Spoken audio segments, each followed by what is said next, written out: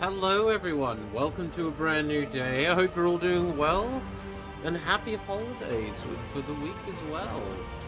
We've got literally 3 more days until Christmas, which is crazy.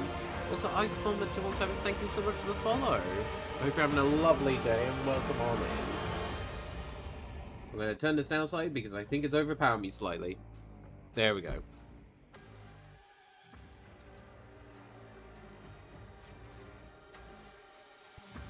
Alpha. This is the alpha build. This is very early, but we get to have some fun with it.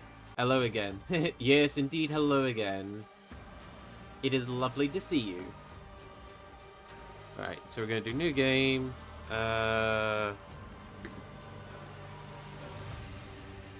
so we got scenarios and difficulty. Because, of course, we don't get the full game.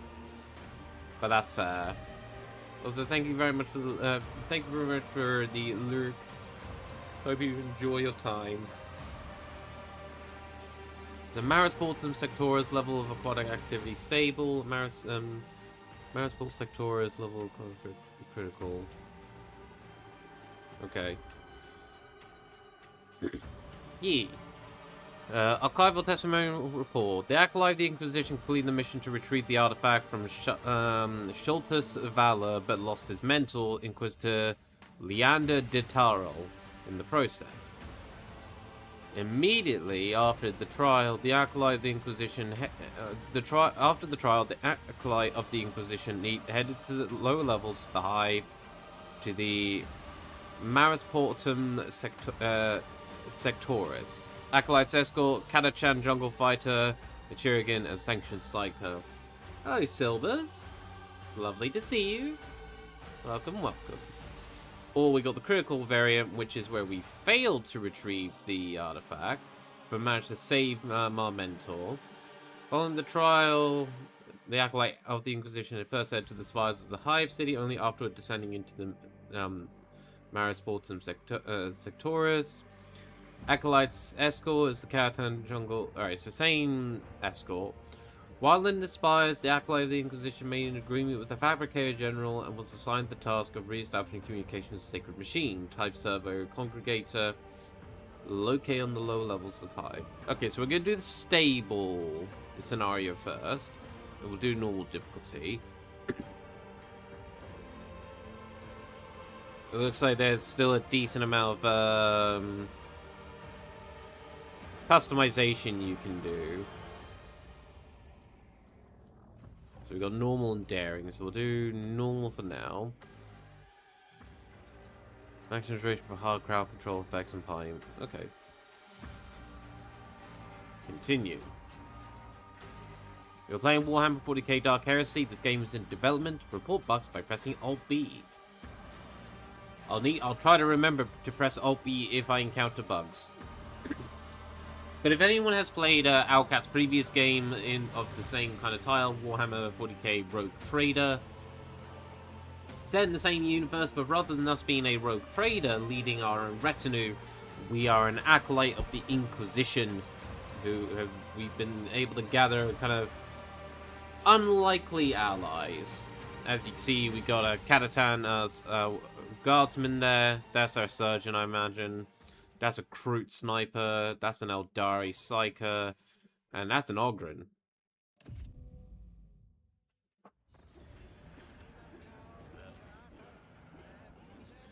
The sea will come for us again.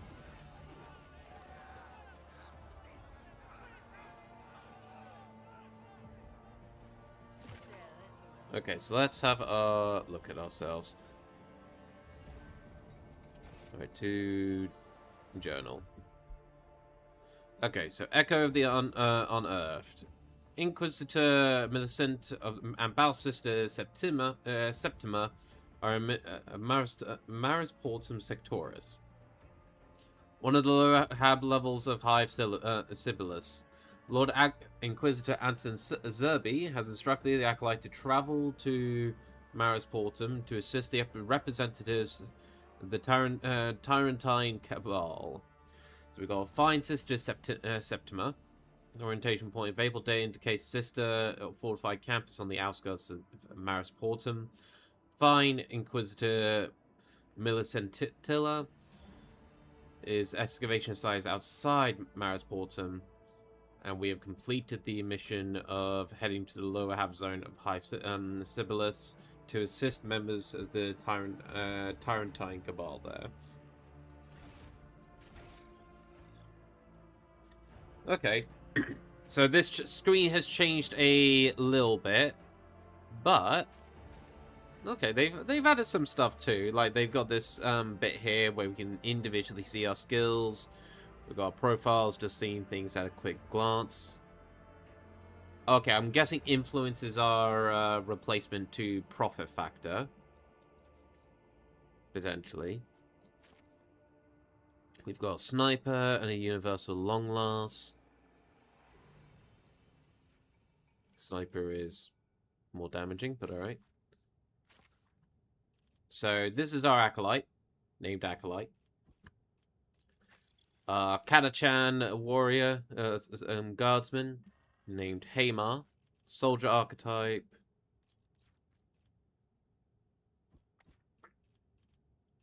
Currently wielding a heavy stubber. And they got a knife as well in case things get up close.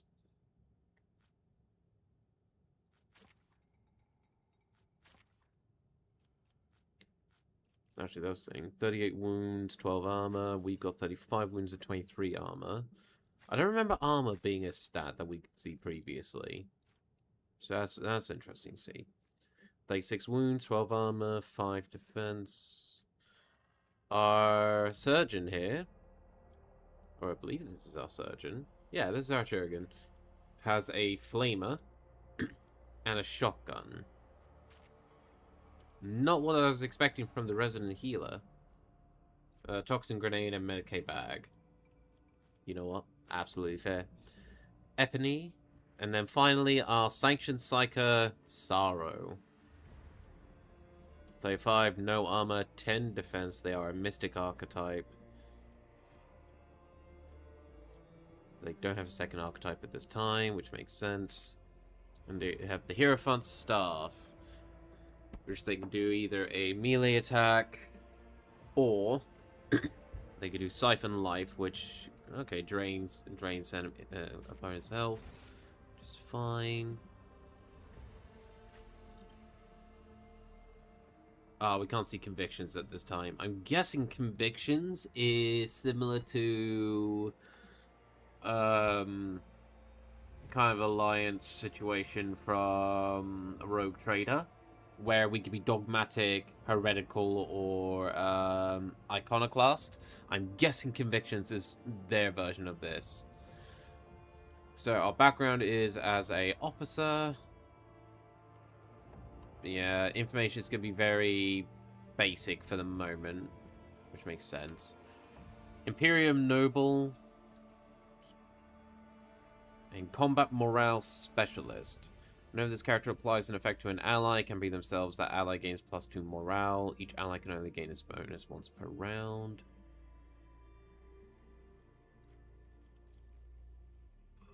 Wicked Scorn ability. Must pass a willpower metal test. If it fails, target suffers -2 morale, while notable gains +2 morale instead. Pick one of the following houses to join. Honorable House, Merchant House, or Fallen House.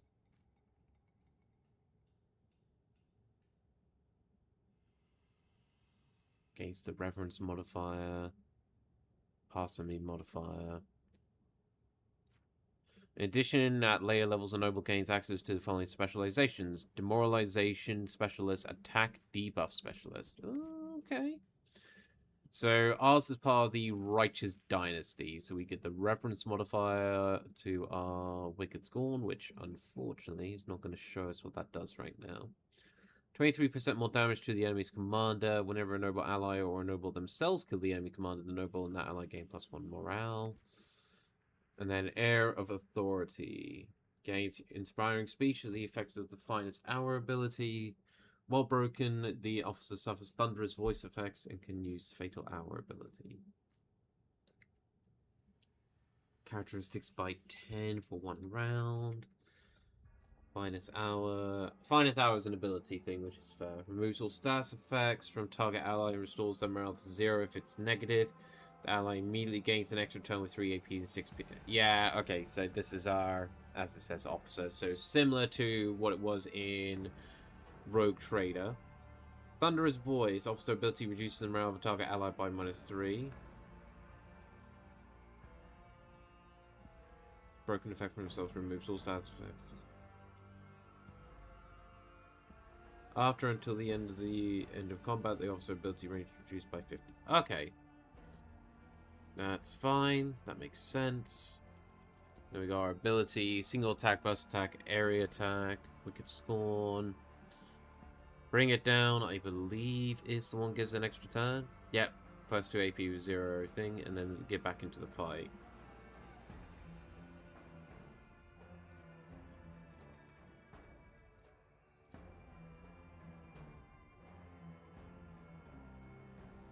Yeah, okay.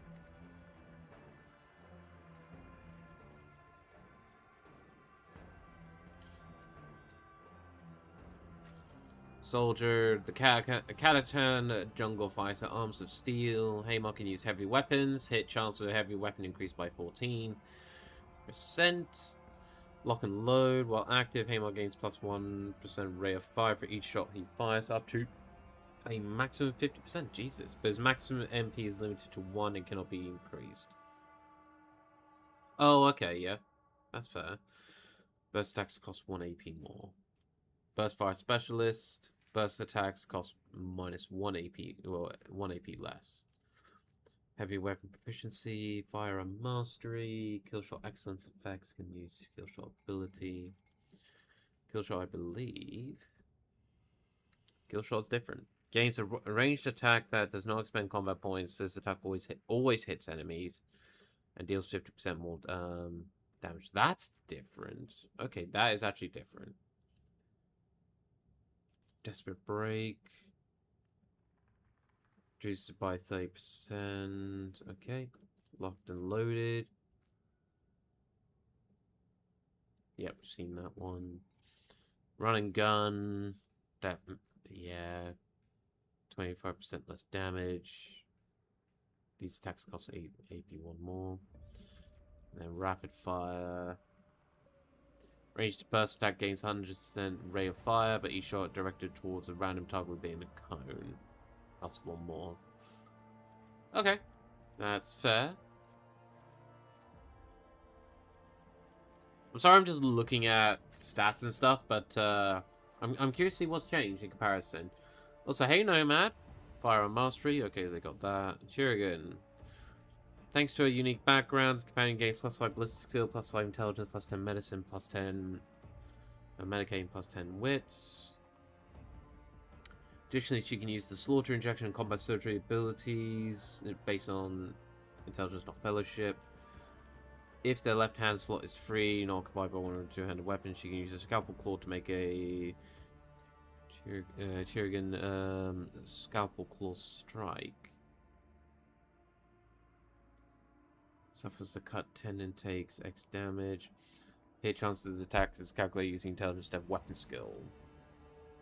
This ability counts towards the attack per turn limit. Okay, interesting. No spoilers for me. Shall be lurking, keeping an eye on chat. No worries. I will say though, Nomad, remember this is only alpha. Things are due to change, but I completely understand as well. Then finally our Psyker. They are a sanctioned Pyromancer. Pyromancer and Telekinesis, and they're an attack debuff specialist. Guide the Immaterium. Psyker keyword. Abilities. Fetter. Okay, that helps reduce the veil degradation. Push. Cell manipulation. An attacking psychic power that does not expand combat points until end of turn. The mystic psychic powers do not trigger. That's nice, actually. That we're actually getting like specific psychic heroic actions. Firestorm. Assail. Sanction pyromancer of binding of silence. It's how it extends. Target the psychic power must pay some same power. Oh, that's nice, actually.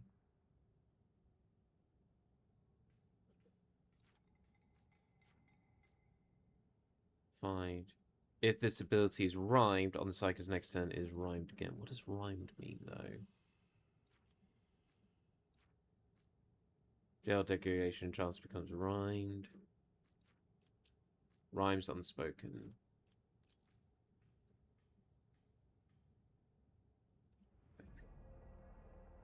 Rhymed. At the start of the psychic's next turn, the rhymed ability is instantly used again against the same target, the same cells for area abilities, disregarding line of sight, range, or other. Oh, that's actually pretty decent.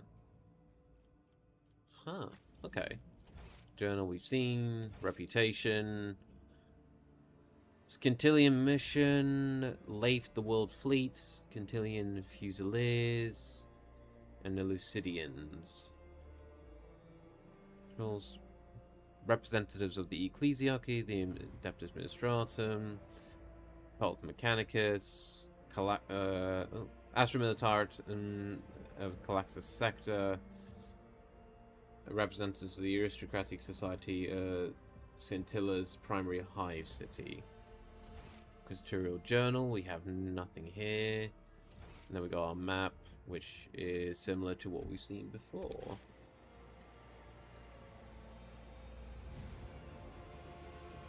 Okay.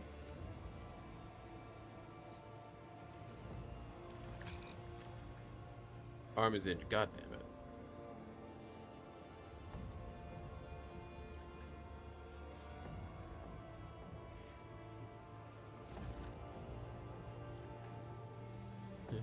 Immediately need to fix him up.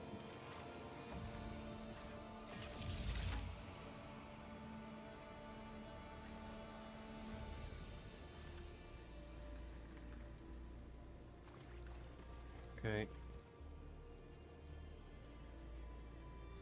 Alright, that one doesn't seem to do much for the moment. Door is locked without with AJ. Okay. Speak to Eyeball? No. Okay. Hello there, Upper Hivers. You need to know the couple of things before you go any further. The grimly man proudly shows off the luminant tattoos glowing dimly under his skin. I'm here to make sure everybody knows what's right out the gate. The Baron and us, his carvers, are in charge of this town. We keep order here, so watch yourselves, and you'll be good. I've had call to receptions. Can you tell me about this place? Show the sigil. I'll do whatever I want and watch whoever I want. I believe I have the full picture. I must go. I've had call to receptions. Scratch his head in the thought. Alright, listen. You're in the lower town. This is where all the outcasts and unlucky sods live. And then you got the divers. Don't mess with them. They're under the Baron's protection. From here, you can get the upper town. From that, where the Baron's lair is. Along with the local fanatics. The flock of repentance. Blast them. You're better off not going outside the town. There are upper hivers digging around on one side, the ferals living on the other. The Baron drove the ferals out of the town, and now they'll pounce on any scrap of meat they can find. Alright, who are the divers? Local fishermen. Who are the flock of the repentance? The fanatics. They scorch their feet and break their fingers in the name of the God Emperor. Tell me about the ferals. They used to be a small problem, but ever since the Baron forced them out of town, they've lost their minds from hunger. Alright, upper hivers, who are they exactly? The likes of you. I see. Good. Just make sure to watch yourself and everything will be fine. I believe I have the full picture. I must go. I do wonder if there is a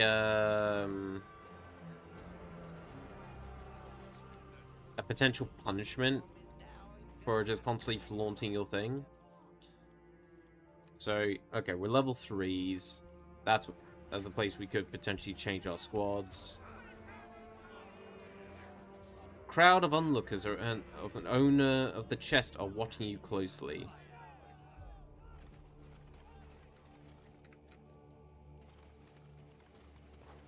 Locusts have blocked the passage to the other side, keep some excited crowds from forcing its way into the residential district.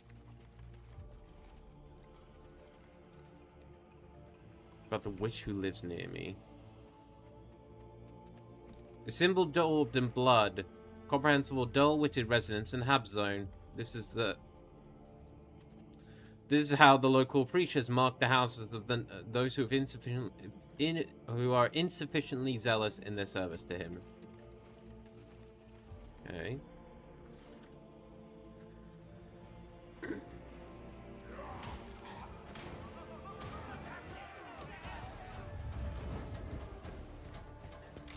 Hey, it's the Ogre from the cover. I'm guessing these parts will be voiced in the full game. Also, he's just wielding a fucking leg. That's hilarious.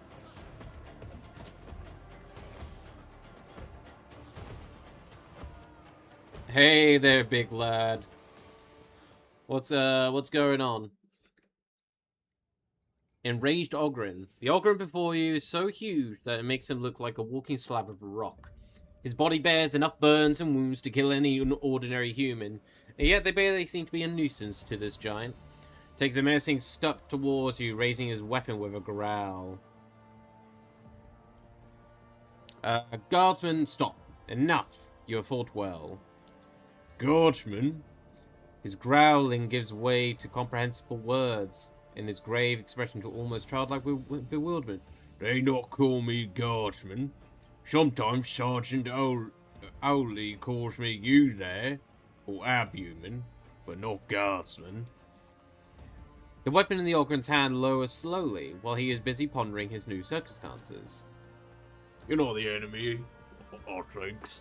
Then are you reinforcement?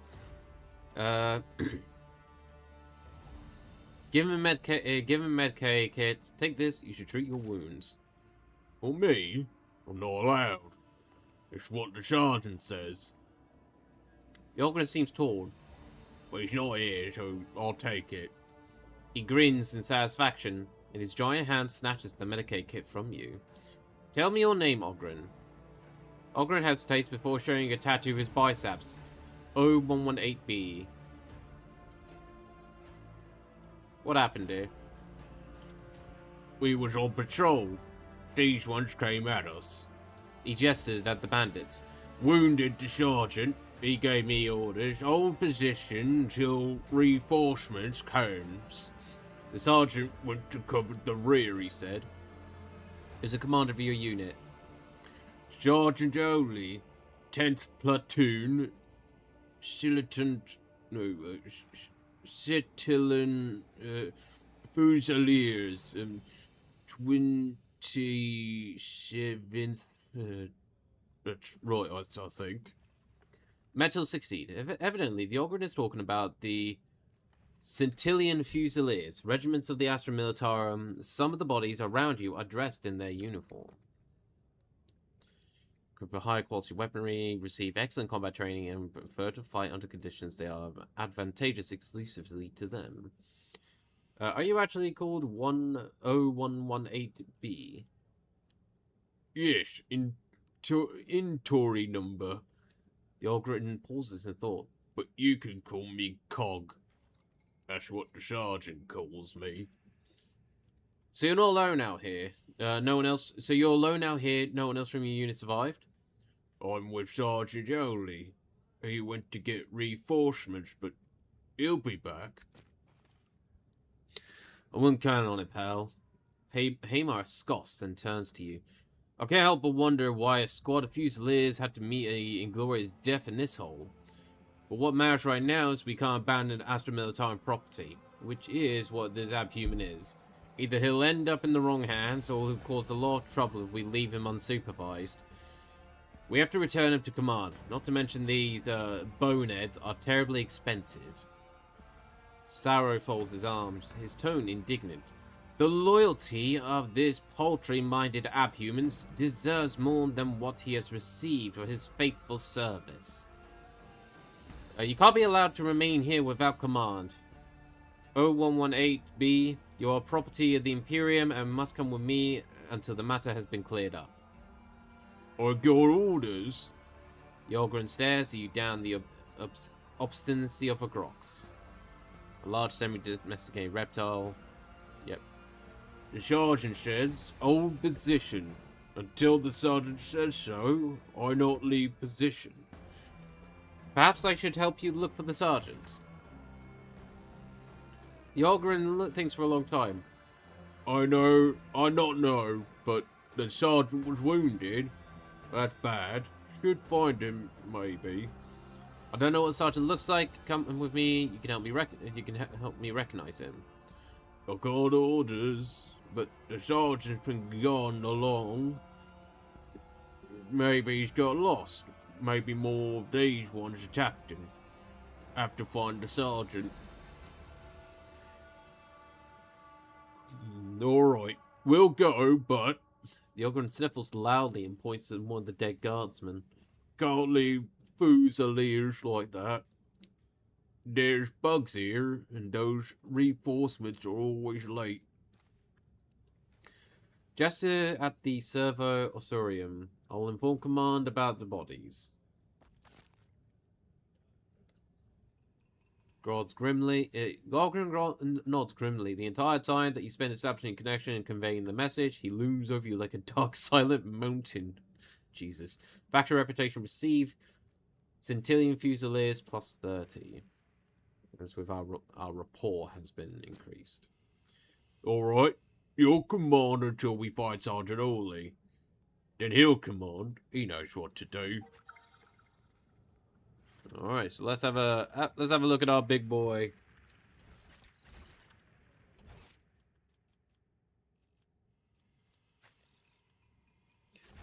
So he's got an Ogren mace and the Scorgillion Ripper gun. Close quarter weapons. Oh shit. Deals additional damage to targets with negative conditions. If target is non-disposable, this damage is increased. This has sundering. Damn, okay, 53 wounds, 50 armor. 5 defense, 3 defense. Not intelligent, not very willpowered, but that's fair. He's an Ogren bonehead. But that's some decent strength behind him.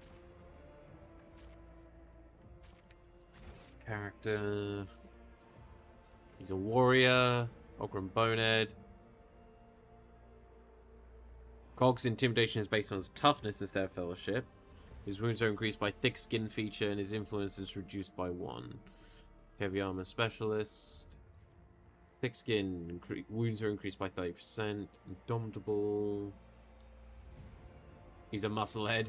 Very much so. Like, Ogrens do not have high IQs in the first place. Boneheads especially. Smash. Ogren deals 12 damage to each unit charge. So that's charge, essentially. Oh, no, it's not. Oh, it's a line in front of him. Heroic Strike, or Daring Strike. Makes a single melee attack that does not expend combat points. This attack cannot miss, ignores damage reduction, and the damage is... Oh my god, that's powerful on him. There's charge, that's the one I was thinking of. Endure... Armor... So this gives armor durability now, rather than temporary hit points. All adjacent enemies suffer 6 damage to their legs. That's new. And Bulwark. Well, it's not this character's turn, they count as cover for their allies. Makes sense for a big guy like him.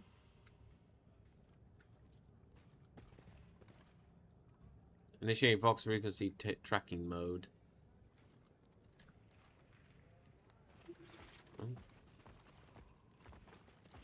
I see something there.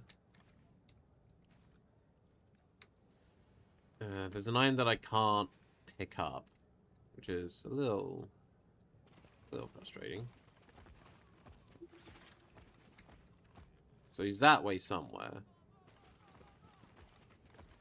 Is there another way around? Does not look like it.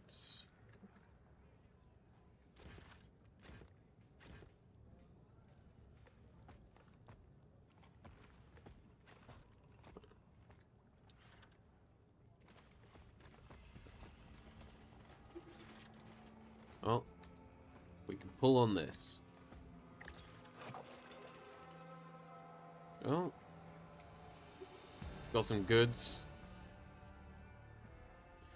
Maglev impeller, sealed dramatic infusions. Hang on, let me check something. Info. Oh, we do have a currency. Actually, we can actually sell things. It's not just on a profit factor situation now, I think.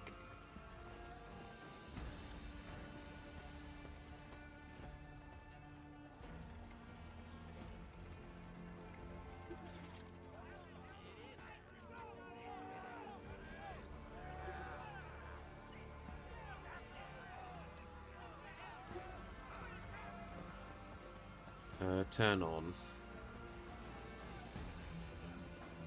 Tech use.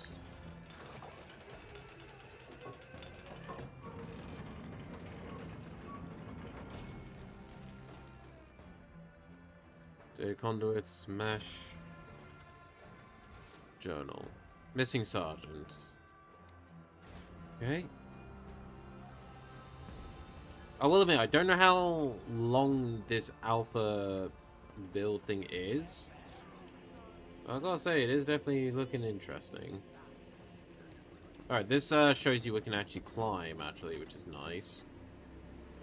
But no, we're gonna come back down because ideally, gonna get them over here. Inspect that. Carcass of a sea monster shows clear signs of mutation. The precise cause remains a mystery. I'm not gonna lie.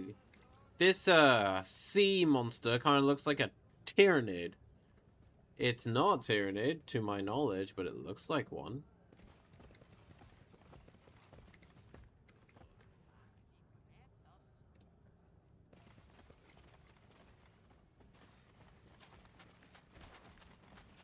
So he can't climb up the ladder. Well, some ladders, I think. Unless he just really wanted to climb.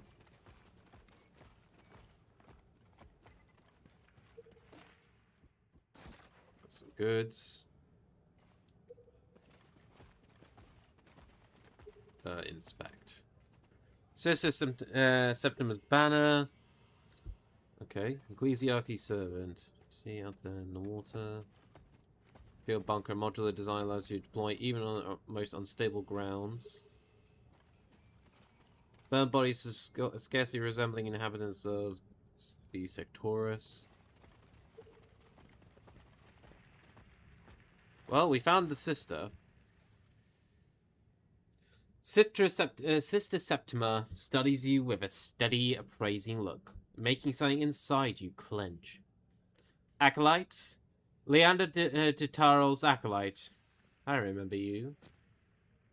Rarely does one meet acolytes who bear the burden of their duty with such zeal. Continue to be steadfast in your undertaking, and you shall learn the grace of serving the God Emperor. Burning duty. You rescue the ancient artifact from Shortus's valor at the cost of sacrificing life the Inquisitor Leander de Tarol. Inquisitor Zerby sent me to assist you, sister, yet I know nothing of your objective, or do you work alongside the Inquisitor Missilentilia? I've been sent to assist you. I thank the God Emperor for this. Corruption cannot disturb an empty mind. For now, you need to know only what I tell you.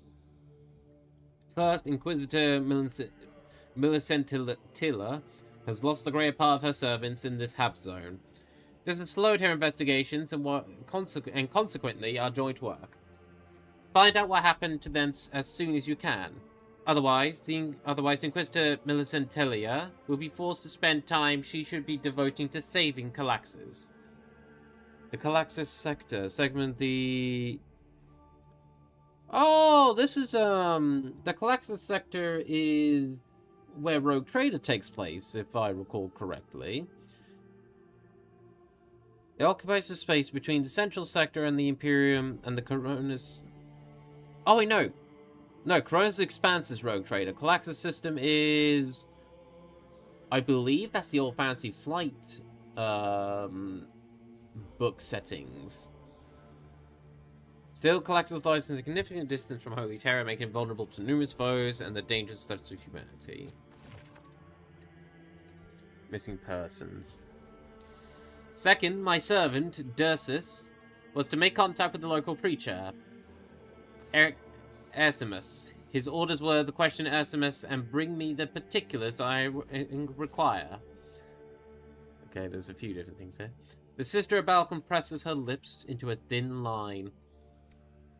Dursus has all the gall not to present himself before me. You must descend into the bowels of this rotten place, learn where Dursus is now, and bring him to me. You will recognize the servant by the robes of the ecclesiarchy, black hair cropped short, and the implanted plate set into his forehead. Clue acquired. Preacher Dursus, Sister Septimus, agent sent to gather information. Since when are we obliged to act as lackeys for Adeptus Sororitas?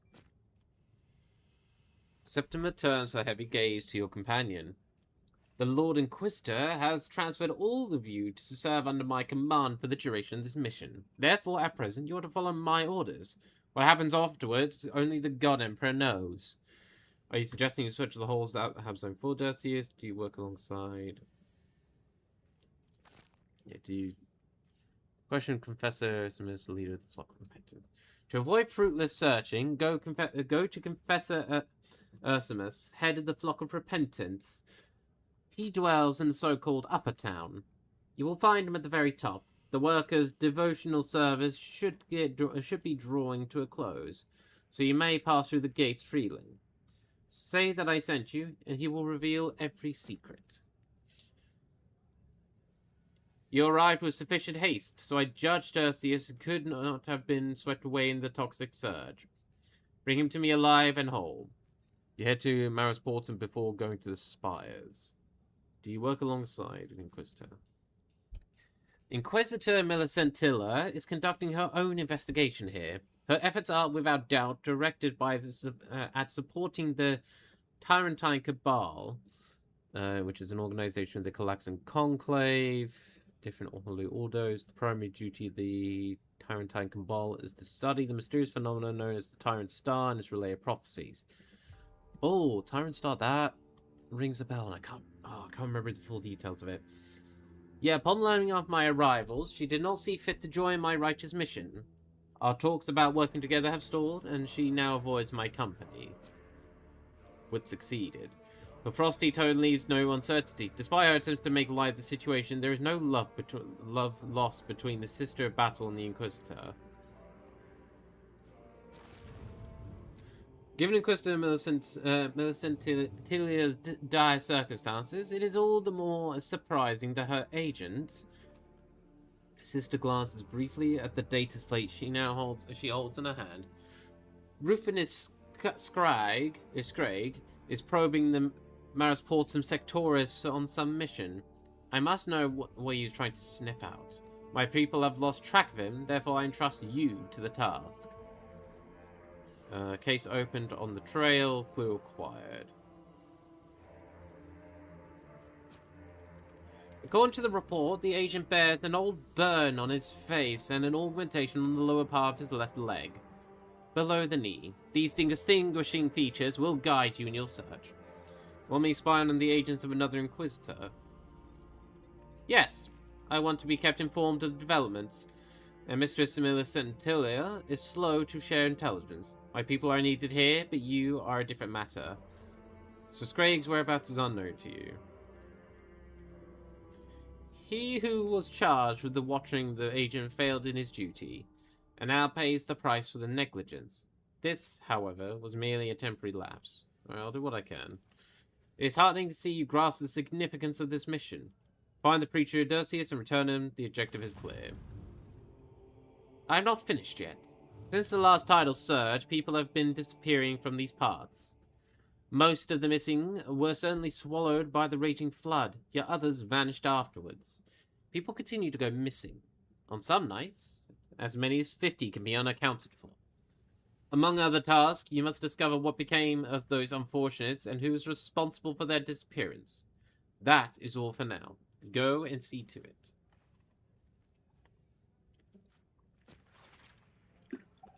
Then we have a few different things now. Okay, so... Alright, so our journal is our kind of main missions, as such. Like, those are our quests. Inquisitorial journals are our cases. So on the trail. Oh, this is cool, actually. Mission details remain unknown. Pursue your leads. Agent mission. Identify marks, all burn covering his face, left leg augmented below the knee. Source dialogue. Fingerprints. Okay, this is actually pretty interesting. We got a kind of almost a investigation, like a detective thing going on here. Dark hair, plate on forehead, bearing Aquila dressed in a simple robe of a clergy. You don't look like you have hair, but you know what? I'll trust the wordings. Missing persons case. You know what? That's actually pretty cool. Inspect it.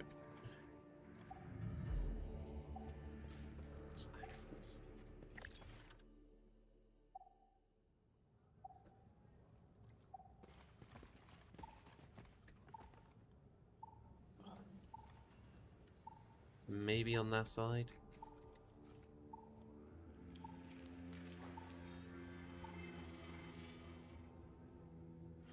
Low signal strength, recommended find another source. Good to know.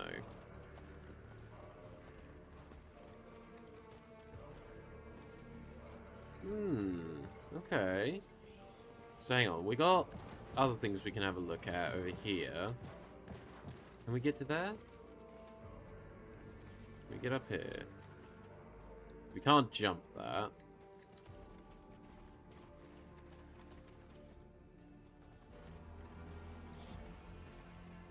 Okay.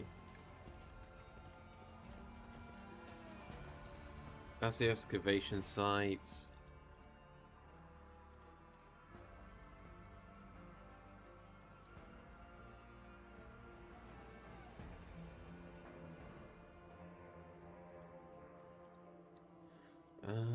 That takes us to Upper Town. And that takes us to the excavation site. I believe over here is where we need to go. Nope. Acolyte, I have business with you. Woman in rags. Acolyte, if I am not mistaken, I am pleased to welcome you. Your name has been everyone's lips of the Bastion lately. A woman in plain robe stands in your path. Beneath her hood, the lens of an old eye augmentation amid an unpleasant buzzing whir. Assisting the Sister of Bow is doubtless a good deed, but still an acolyte ought to work. The woman pauses for a few seconds. We're proper inquisitors, don't you agree? My patron, Mistress Millicentilia, is right now expecting the excavation outside of this little settlement. A courtesy visit would be very least prudent of your part. I can escort you to her immediately. You claim to be an acolyte. What ground should I believe you? Glances around, assured of privacy, drags back the helm of her robe, reveals sturdy, thin leather armor and sigil jolly gleaming her belt. Normally, the Imperium would be foolish enough to wear such an outside without Inquisitive authorization, wouldn't you say? Have you been following me? No, not at all. I've been keeping watch on the situation in settlement. Lately, Maris Portum has been far from peaceful. Then, by luck, I saw a familiar face, your face. The woman speaks confidently, though you suspect her vantage point has been chosen to survey Sister Septima's camp rather than the rest of the Maris Portum.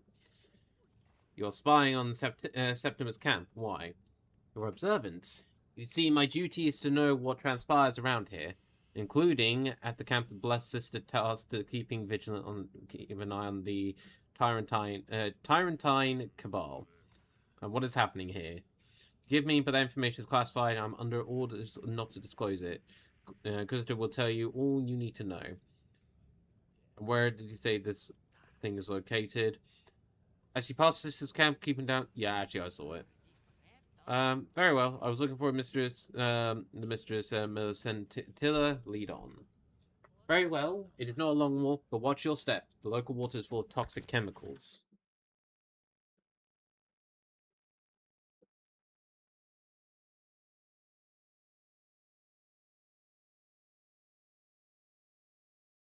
Dun dun dun.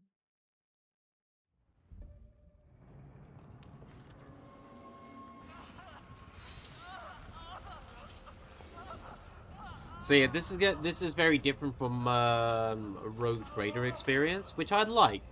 It's nice to see something different in the same world.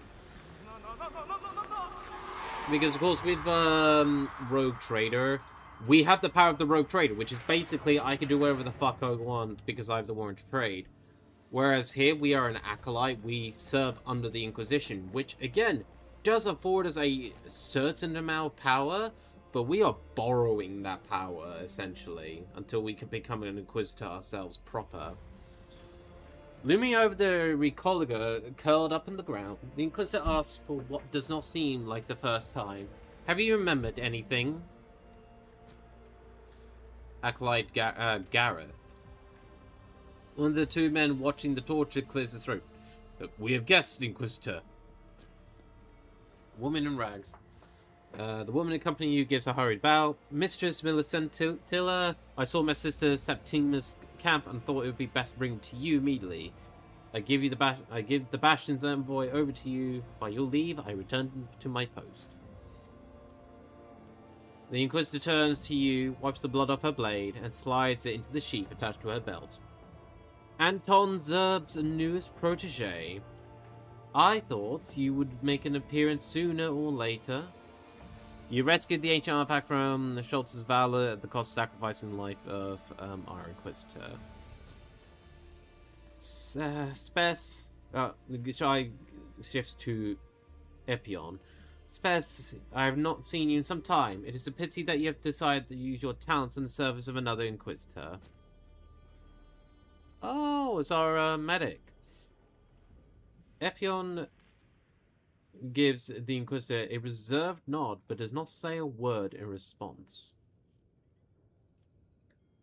I'm here to provide assistance in your mission. In front of the meeting person. Just get straight to the point and don't bother with pleasantries.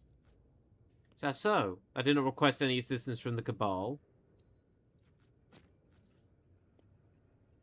Examines you, tapping her finger on the grip of her pistol, her hand lingering near the clasp of her holster, then relaxes.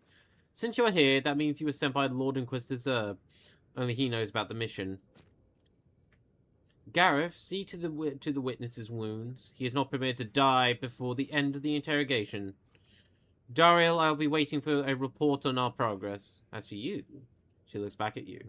Your arrival is the best evidence that the Lord Inquisitor is losing patience. Is that correct? The Lord Inquisitor wishes to know the reason you have prolonged the stay in the Maris Portum Sectoris and is offering his assistance. I am only a messenger, Inquisitor. Please stay your anger. Is there any way I can be of help to you? Not at the Recoliger. What crime did he commit? In fact, I need your help. You're an expert on ancient Xenos. Yeah, wish to know the reason your prolonged stay. My expedition team has gone missing from the excavation site. Workers, disciples of the machine cult, and guards. It started with the first sea quake that hit this hub zone. The workers complained of fatigue and ceaseless nightmares. This is not a local incident. People all over the Maris Portum Sectoris are suffering from similar symptoms. Many of them have likewise disappeared without trace. More and more are going missing every day. Reports have shown that these disappearances are systematic. We can rule out natural population decline. Okay. We must learn why people in the hub zones are disappearing, and you begin the investigation right here in my camp. Even an amateur could see the signs of looting. There are signs of looting. It happens to have been more than one group. Was there several? Find out. Reconstruct the events that took place at the camp. I graciously give you permission to use the sacred mechanisms bestowed upon the Ordo Xenos by members of the Cult Mechanicus. The Inquisitor gestures to several bulky cogita cases. One of them bears an inscription in calligraphy, writing under the abundance of purity seals. It reads, Hollow Invoker. Unique set of archaeotech mechanisms capable of briefly reproducing set of hypothetical images in combined halo ray spaces. Ooh. That's interesting, actually. Order Xenos, a subdivision of Inquisition charged with tracking down and eliminating alien threats to humanity. So we got an update to the missing persons. And do not forget to interrogate the witness. She nods at the body writhing at her feet. The old man knows something, but it seems my methods have caused him to lose the last of his memory. I do not have time to coax the answers out of him, so you will deal with it instead. When you are done, report everything you have learned. Any questions? Hollow Invoker. I've never heard of such a machine.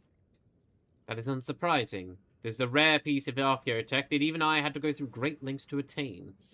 The spirits of such machines have the ability to briefly project hololithic images based on the archived data, be it pics, cogita records, or tactical diagrams. That would be the machine spirit, and pics are photographs, yeah. What have you been searching for down here? Do your job, Acolyte. Yeah, no fair. You said by task to learn why people are disappearing in the Hab Zone. Would it not be better to force our efforts on focus on finding the workers instead? It is true that rescuing rabble is not my responsibility. However, I cannot ignore the fact that there are some connection between the time frames of these disappearances, both my people and the locals. There is also the mysterious circumstances of these disappearances and the spread of nightmares in the Hab Zone. But what that connection is, that is for you to find out. Try not to announce to all of the Maris Porta that the Inquisition is operating here. Glance at your unassuming attire. Though even if you introduce yourself as Lord Inquisitor, I doubt anyone in this place would believe you. Admittedly, I have not been showing off my identification, so we're all good on that front. I'm ready to start my investigation. I've received a strange charm. One of my specialists is already investigating the lower level of the excavation. Find out what he's been able to discover, and take this amulet. That way he'll know I sent you. I expect you two to work together on this. I need results. An adornment made of unknown material. The surface is covered in Xenos symbols. Interesting.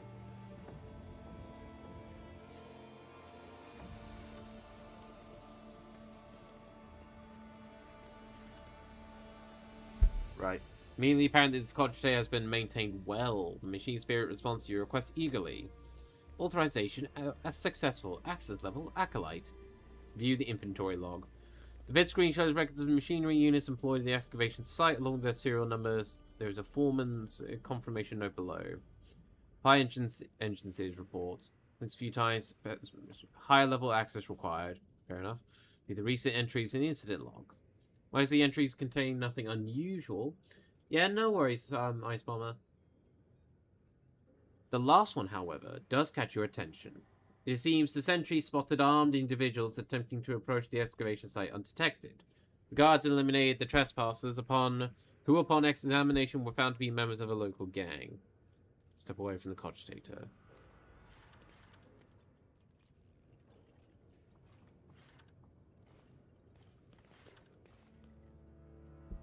Bucoliger. The old man looks up at you, exhaustion written in his empty gaze. His dry fingers fiddle mindlessly with the edges of his blood-stained rags. One of Millicentilla's acolytes nods to you. It is a rare fortune to see an acolyte of a dead Inquisitor not follow into the grave of the Cabal's orders.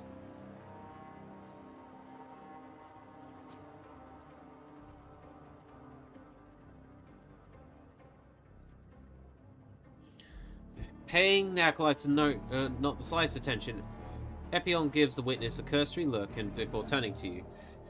Numerous signs of bruising, superficial damage to the surface layers of the skin, apparent loss of integrity of some of the smaller bones. The procedure was performed with sufficient expertise to ensure that the witness would not expire, yet retain the ability to feel pain.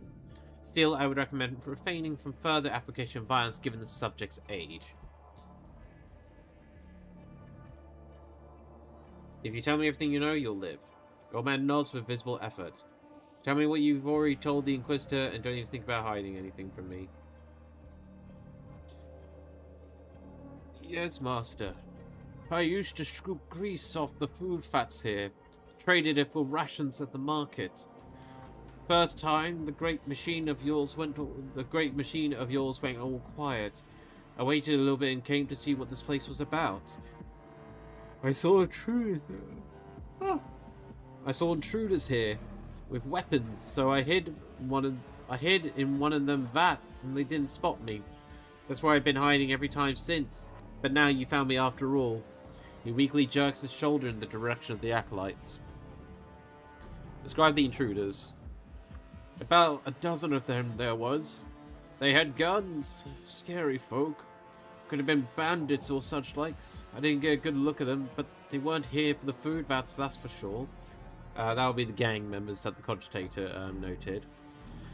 What do you know about the nightmare affecting people in Maris Portum? Oh, I know about the sleep sickness. When the sea started shaking, that's when the nightmare came. Everyone came down with it. Those flock of the repentant say it's the God Emperor's warning us, telling us to repent. But I don't know anything about that, Master. I just want to get by. Tell me about the flock of the repentants. Believers from his congregation, Master. They've lost their way, though. They've all forgotten Saint Sibelius's name. And now they say everyone should cleanse themselves from pain. They say that's how we can serve the God Emperor and save ourselves from the nightmares.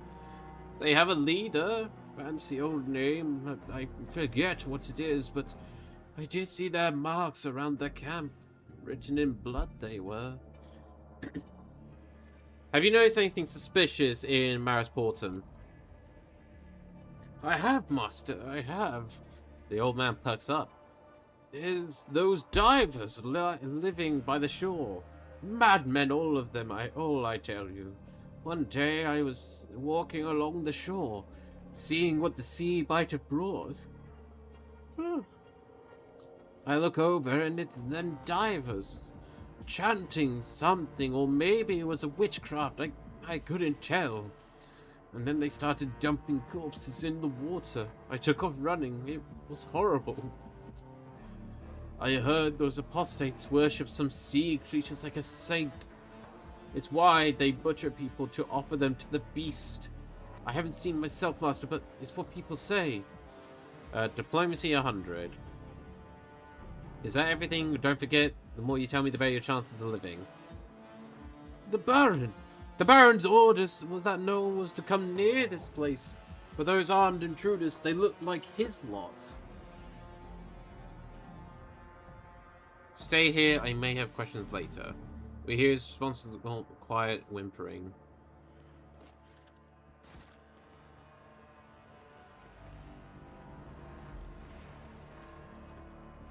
Okay, we can go around that way. That takes us to the lower levels. There's something to inspect over here first. Part of the ancient structure is buried under rubble. This room was of no interest to the expedition. Fair enough. Alright, in that case, let's head over here.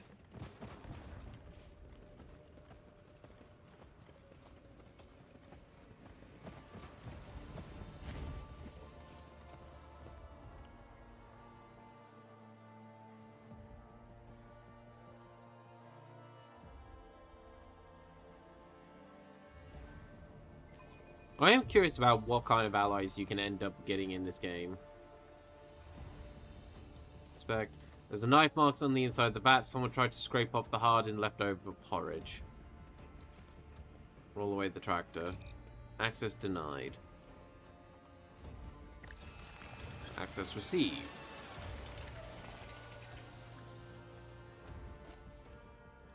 Flame Shroud. Start the turn whereas the armor durability is increased for each burning unit in combat.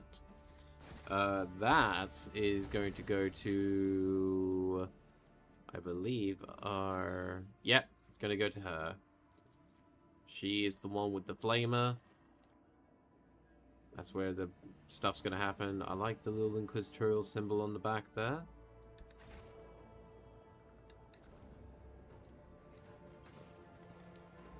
Examine.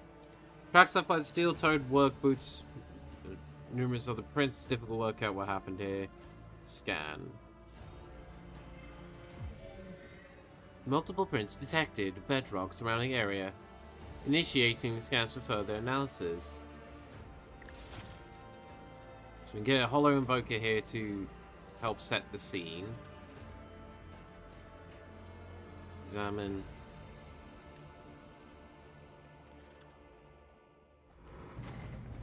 Oh. There's some tendrils in the darkness there.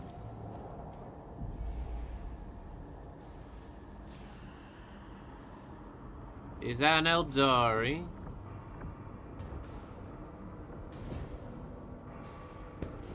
Or something else? It is an Eldari. What the fuck are you doing here?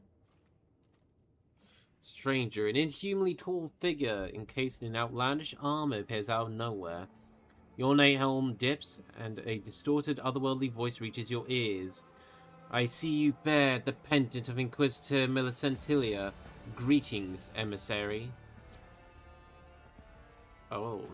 May he steal our hearts so that we might banish all doubts of the righteous of humanity. May he grant us the strength to bring just retribution upon the enemies of humanity. Sauro recites his prayer in the cold voice, keeping his eyes locked on the stranger. As indicated by the slight turn of the helmet, the armored figure throws a cursory glance at the psyker's direction. And may fate grant you a reason to subdue your innate aggressions when you should. You're a Xenos.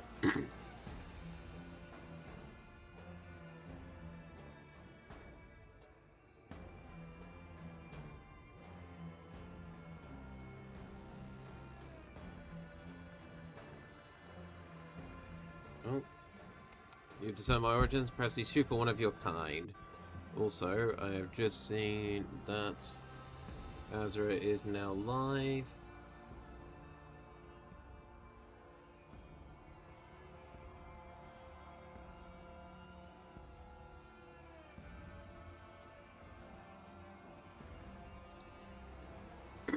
There we go. I have done what I wanted to do there.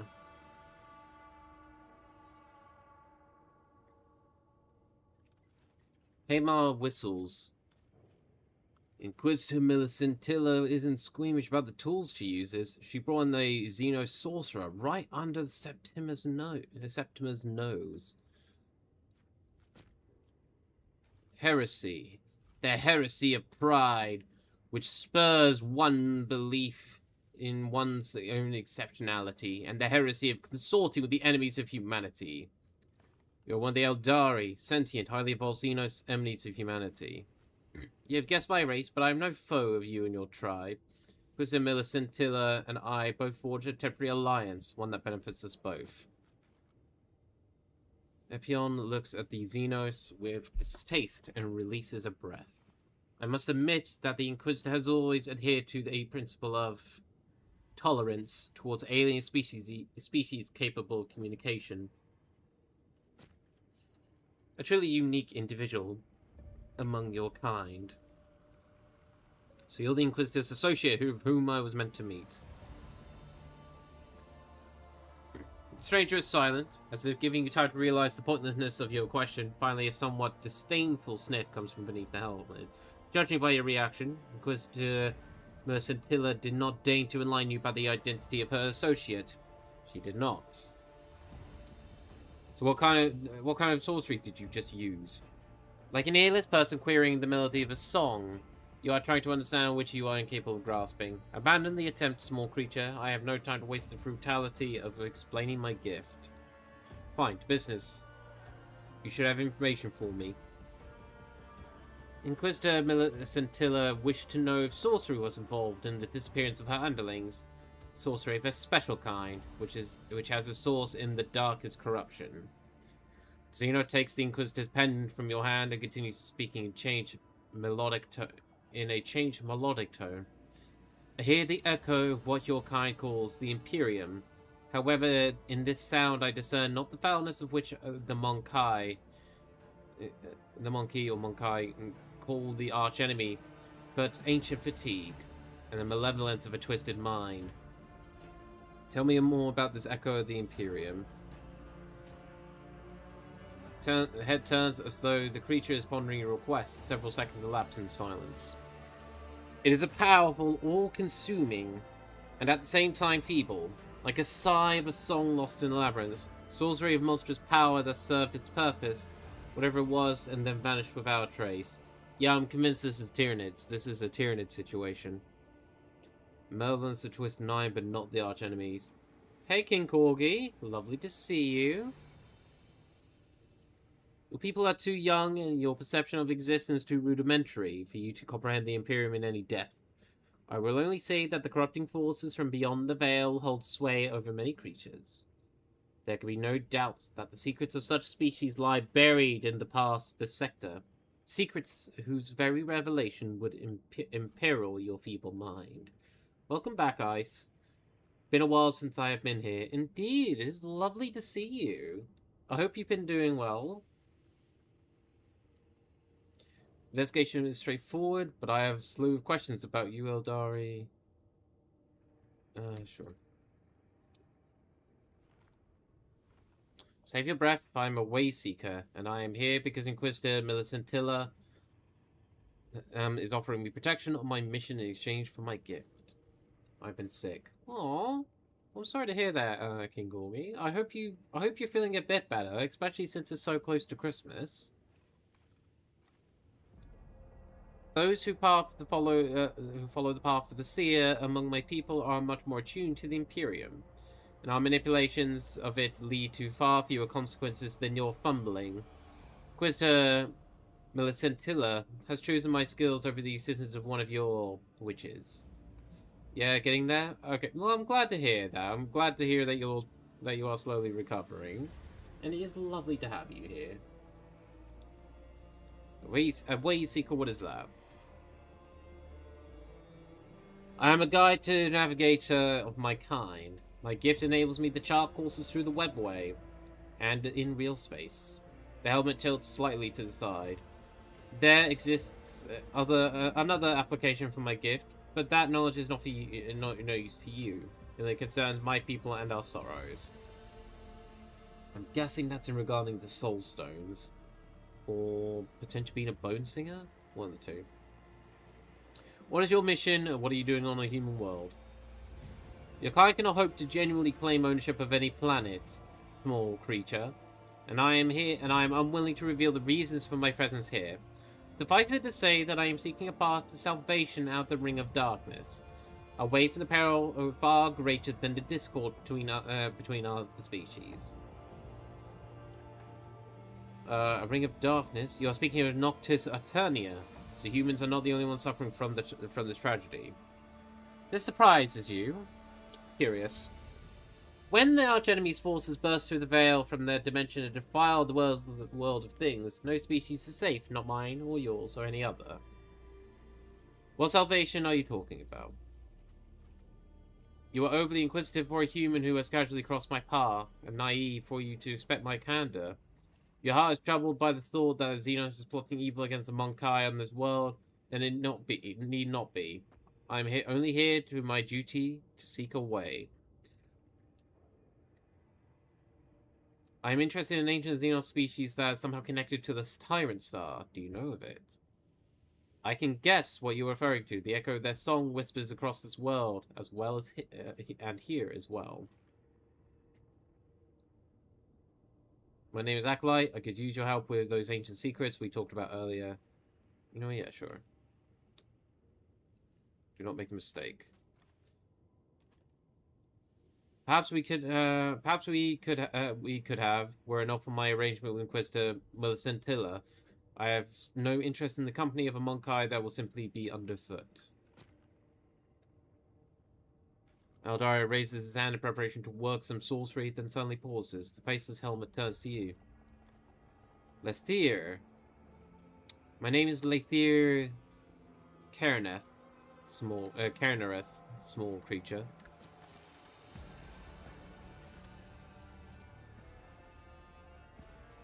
I thought they were just going to, like, straight up vanish. Well, there's the Inquisitor. Prey scattered around the camp, crudely forced open. Scan. I like how we got, like, this little, glowing heads, servo skulls.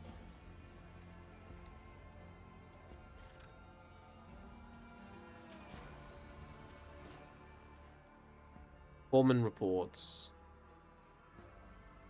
Okay. New clue found. Vid screen lumen flickers furiously, someone having angered the machine spirit.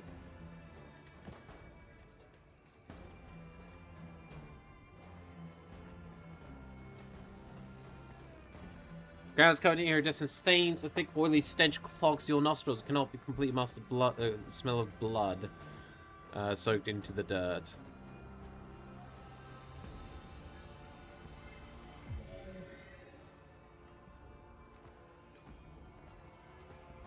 Install another hollow.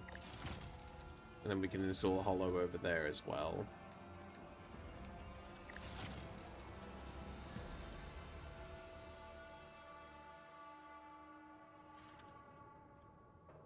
Who attacked the excavation site? Bandits, fanatics.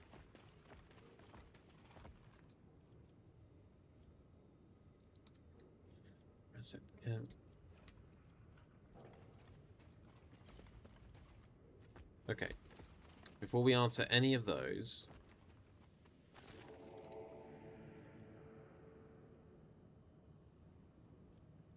someone stole it from the excavation site. Interesting. Inspect awareness. Claws and beaks could have been left by people's bodies been altered. Might have been churned up a heavy boot. Someone deliberately scraped the ground to get rid of the footprints. The footprints.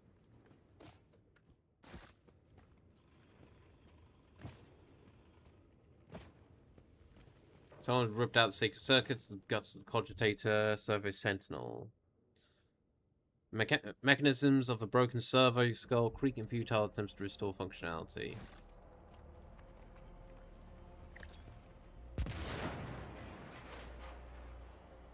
Clear the rubble.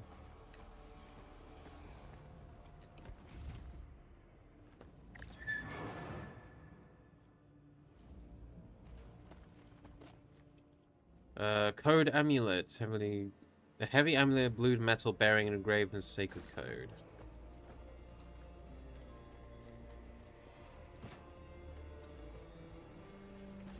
Tech priest's body has 7.5. The cut looks unnaturally even. It's a bisected person. Religious symbols in the storms. Fanatics have been sketching the inexpert, trembling hand. Clear attempt to imitate the real thing. Servitors the bombed pair frozen in unnatural poses. Apparent no sign of damage yet. They all ignore all commands, making no attempt to return to camp.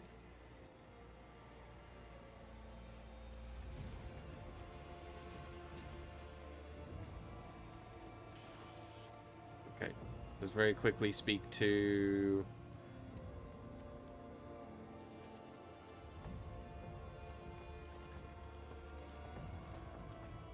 some methodically carved knife pounds into the flesh wounds. Here's the acolyte. Lethir has already informed me that he's told you of his findings. I dare say what he told you might even be the truth. Standing close by, the Xenos does not react to your Inquisitor's words. His gaze is distant, staring past you, as if he was listening closely to a melody only he can hear. You have an unusual assistant. Hey, K9. Woof woof. Some things are more accessible to the cunning mind and high-end perceptions of an Eldari. This is your chance to make use of his abilities. It would be unwise to spurn it. Can I help but notice the thrum of tension in the Inquisitor's tone? Looks at the... She casts the Eldari. It seems that, despite her confident words, she is anxious about the Xenos' presence in her unit, most likely due to the dangerous proximity of a sister of battle to the excavation site. I have questioned the witness. Do you plan for me every time you sneeze? Draw a conclusion, submit your report. Fair enough. I will return later for a moment. Let me talk to you quick.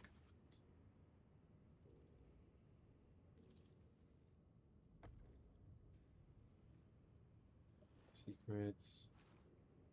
Came in their campaign destruction. The Angevin Crusade.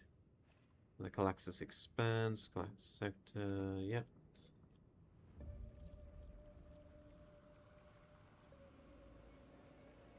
Let's go. Okay. So who attacked the excavation site? Bog beast. Actually, let's have a quick look at our journal. Okay, because we've actually got these we can actually use. So 4-man notes, research. Investigation of the evidence provides the following information. Amendum 1. New information added. The Eldari believes people disappearance from the excavation does not resolve actions of ordinary mortals. According to the foreman's notes, some members of the expedition began secretly following the teachings of the Flock of Repentance.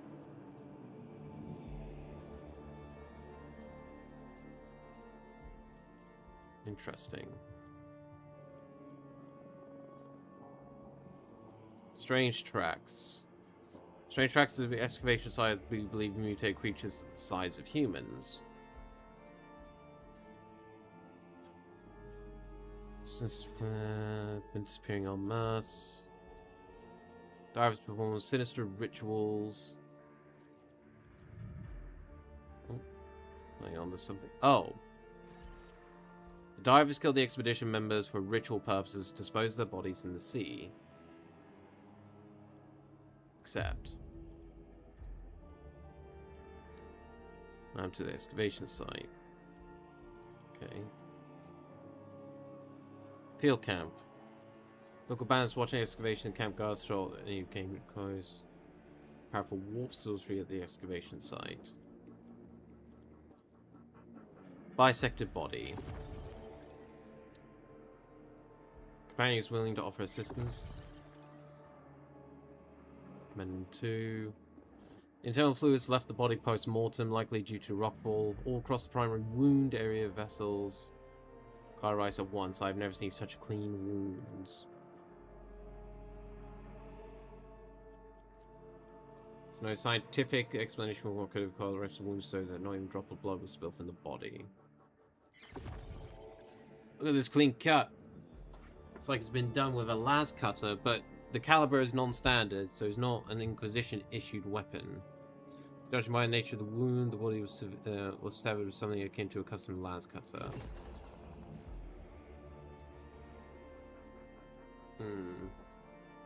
Okay.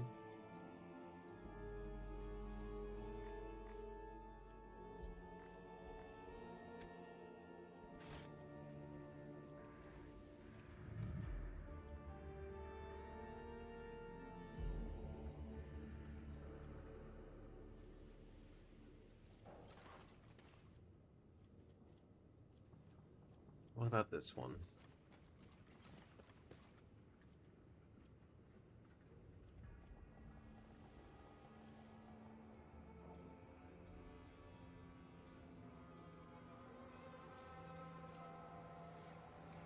What about this?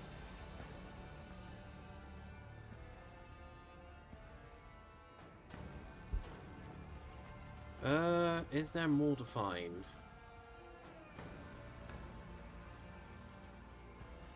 I feel like there is, but where?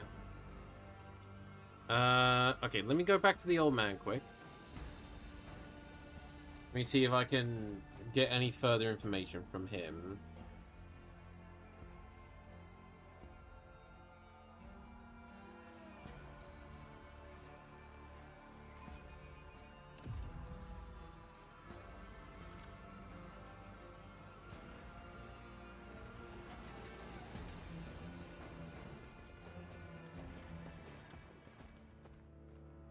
Here we go.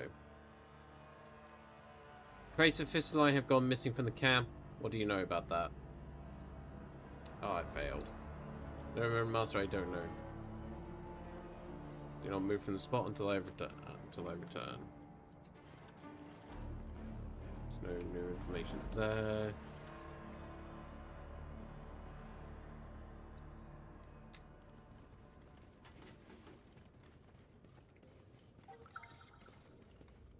Inspect. Echo footfalls of stone during the spiral grooves and the drill. Examine.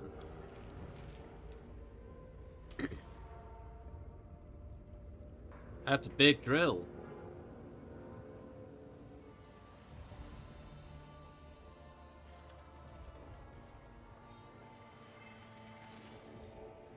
Spherical prints. Trace fading psychic force activity detected. Change scan mode. Construct.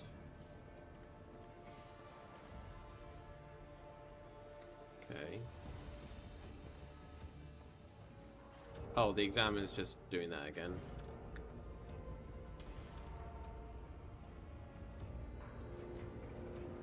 Oh, so you got press and hold enter to skip.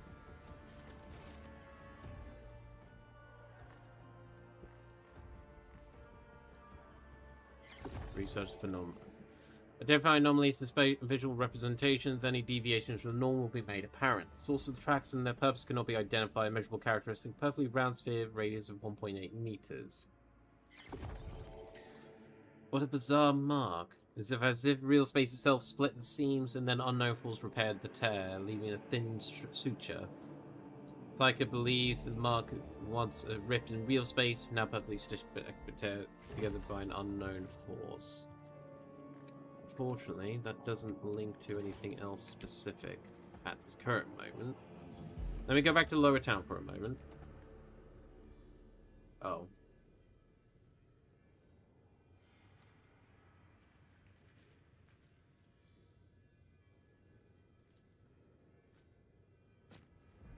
Okay, I'm not allowed to leave.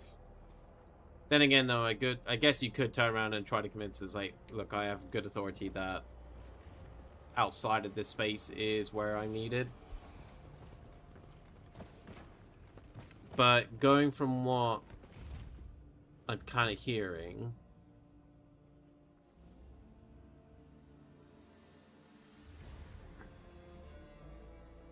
there's definitely some, like, cult worshipping at play here.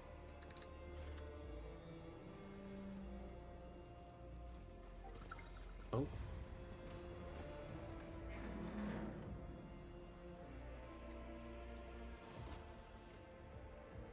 Torture instruments. Ah, okay. Why are there tracks from boots here? Expedition members left the camp. Expedition members were taken away by force. Boot tracks do not belong to the workers. Yeah, I think it's the case of they've been stolen away. Oh, these are the crews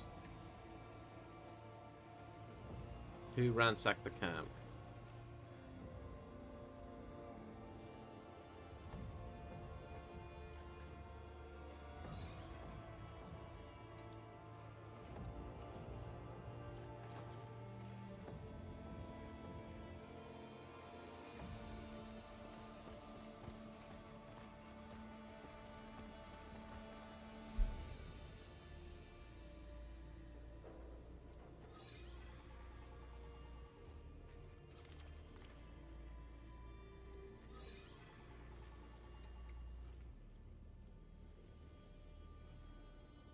Who was attacked at the excavation site.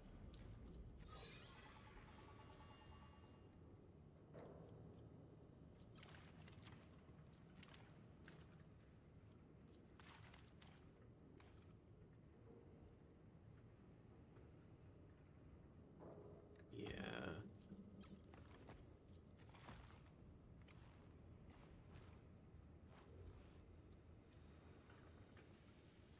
Let me check something.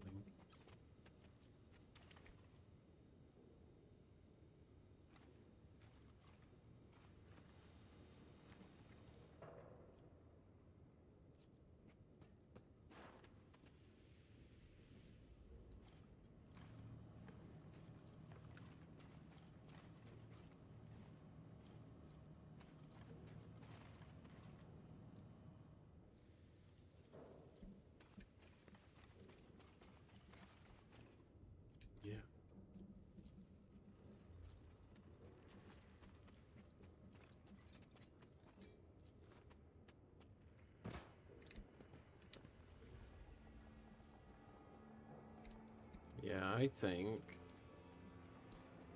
I think the I'm pretty sure they're the Croots, but I'm pretty sure they are more the ones who actually came in to pilfer rather than actually kill folks. But I think I have my report.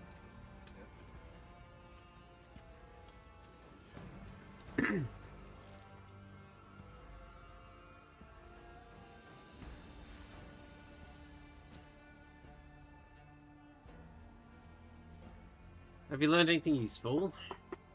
The Inquisitor turns her gaze to Cog. Norgrim with enhanced intelligence? You don't come across too many of those outside Astra Militarum. Interesting escort you have. They usually tell me I'm smart. Not that I'm interesting. Already discussed what happened at the camp.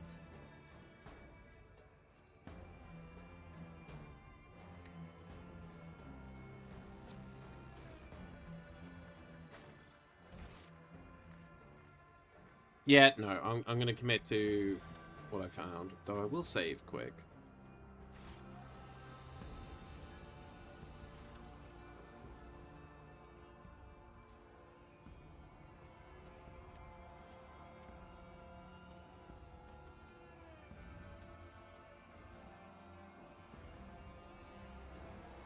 You think my camp was robbed by some fanatics? An interesting theory. Do you have anything to support it? A skirmish took place here, no doubt about it, but you're overlooking an important detail. If my people had been in the camp, no one could have gone in. Not even the Marasportum had attacked the perimeter. Besides, what about the strange footprints you found? I assure you no Fortomians in my expedition team.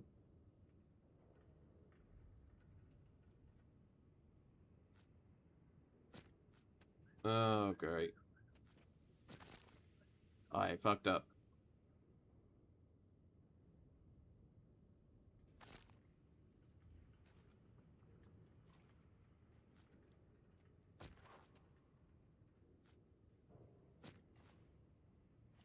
Say the obvious, I should have forgotten non-Monkai now. Acolyte has reminded me. Either way, we have an independent piece, one indisputable evidence. Tracks lead out of the camp. Look, they are crisp, clearly made of heavy work boots, but as I already said, my people would never leave their posts willingly. Find out where they lead. Can you manage that?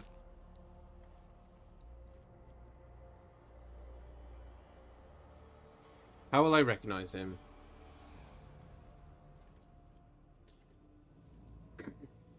Small portable device displaying a scowling man and burn scars over half his face. Roughness prefers to cover his face, but if you pay close attention, you will spot other signs, his wanted left leg or his tattoos. Memorize the acolyte. This is how my people recognize each other.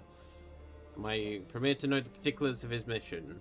I tasked Scrag with investigating a clan of swamp mutants on the outskirts of the hub zone and assessing their usefulness in the Tyrannite Cabal. These are his reports. Study them. They will be enough to start with.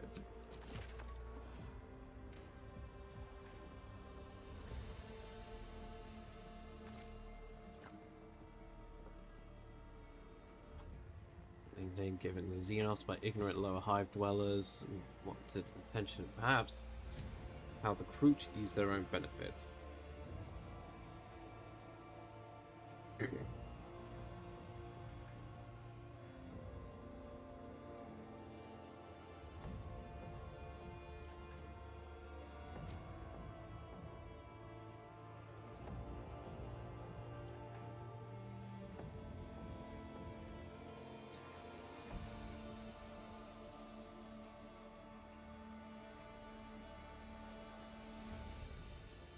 These so-called bog beasts, they're Kroots, are they not? Eyebrow twitches, but she gives another sign of surprise. Clever and clever. Indeed, it refers to the Kroot carnivorous Xenos native to the different parts of the galaxy. This clan has settled on the outskirts of the Hab Zone and has been under observation by the Ordo Xenos for some time. Keep its existence secret until the mission is complete. I'm ready to begin an investigation. It's not the case as simple as it appears. Do not rush to any conclusions. Turn over every stone of Marasportum before you send your case report. Your task is to dig until you uncover the truth, not to pin the blame on the first person you meet. Find out what happened to my workers. I hope you understand me, acolytes. Interesting.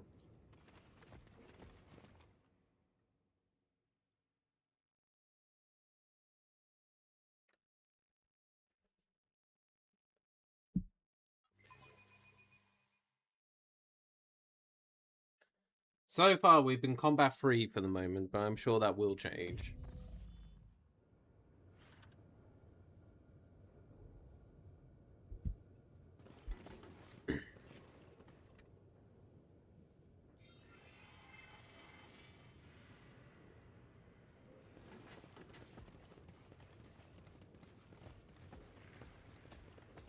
Mistress, I'll beat you myself up worse than any Ogryn could.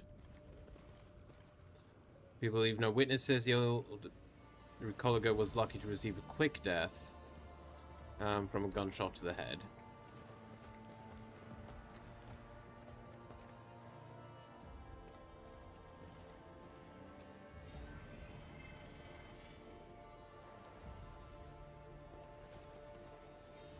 Alright, which way do you go? No, you continue this way.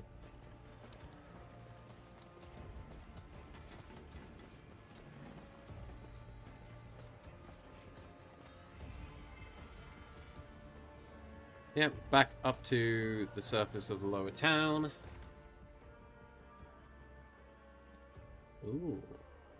There's the Bastion, off-world. You got the spires. You got lower town. Interesting.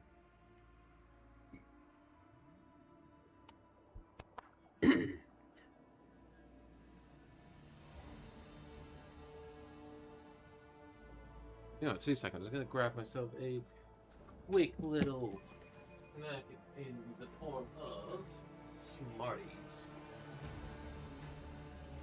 Want some chalky.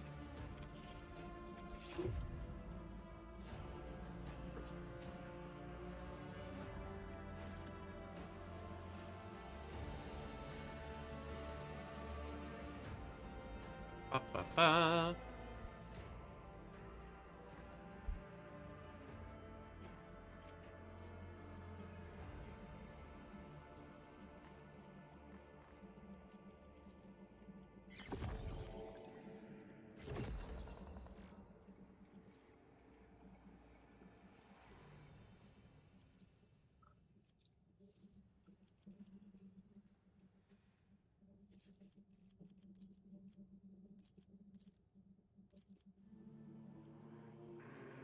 Something on the campus, not as it seems.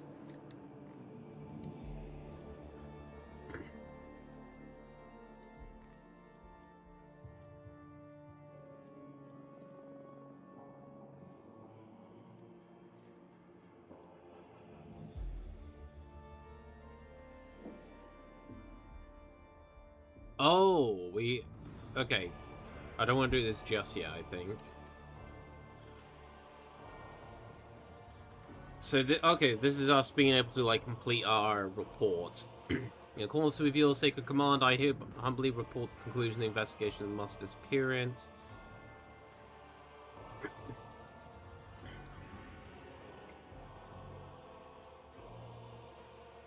We'll hold off making our report on that one for the moment.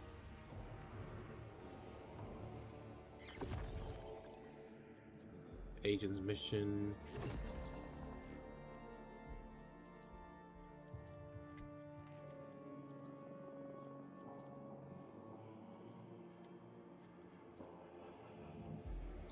Burns, left leg augmentation.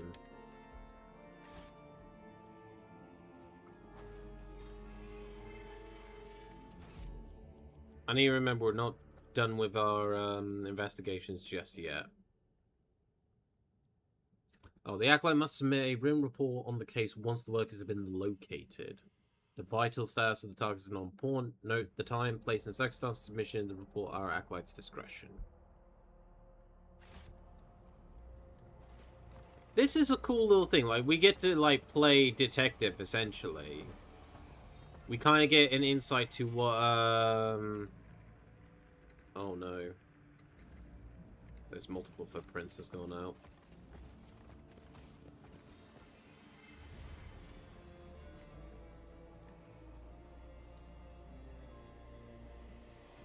Okay.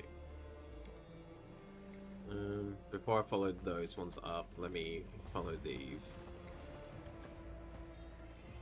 Oh, actually, no, this goes up to the sister's location, so we will actually visit here for a moment. Oh, never mind. I'm guessing that would just told me he's towards a dead end.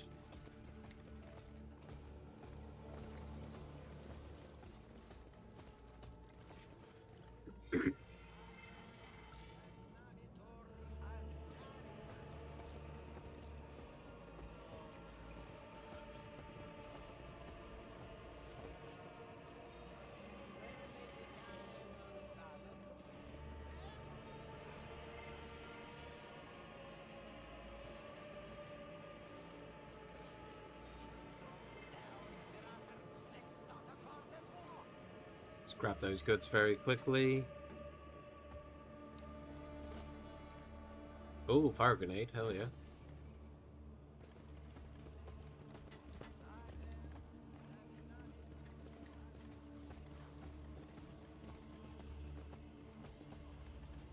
Poor man's love drove his life, probably was almost ripped apart by the crowd. Block preacher. You with the tin throat. The Baron politely asks, packing in with these sermons, try and make a fuss. He'll ask you impolitely. This is one of the guys that we needed to talk to and question. Faithless ignorance. Once again, you stand in the way of repentance. Once again, you take salvation away from these people. We will endure it, but only for now.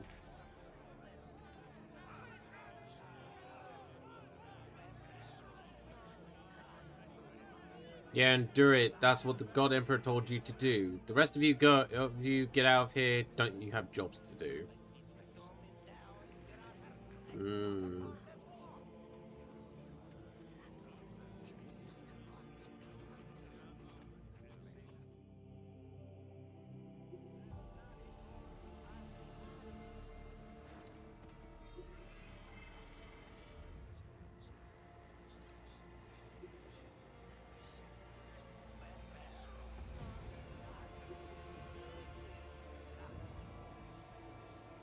Let's try separating some footprints.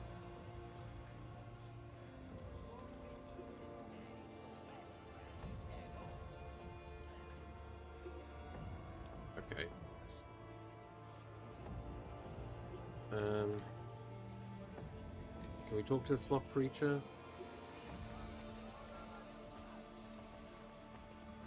No. But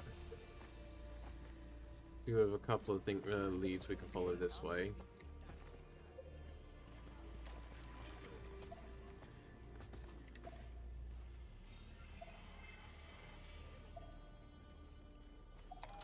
Takes you east.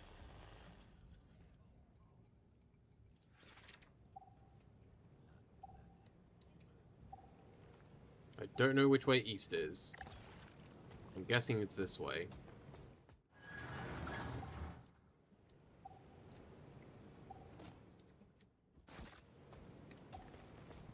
Nope.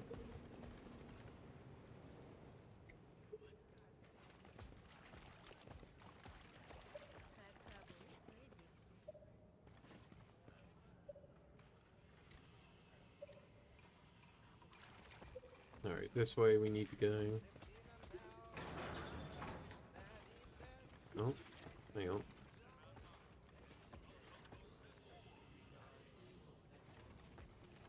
Again, unlikely, but there is, there are prints to follow here. Funnily enough, leading back to the, belongs to Fusiliers and Ogren with no excavation workers here. Yep, okay, so we now go back to up here.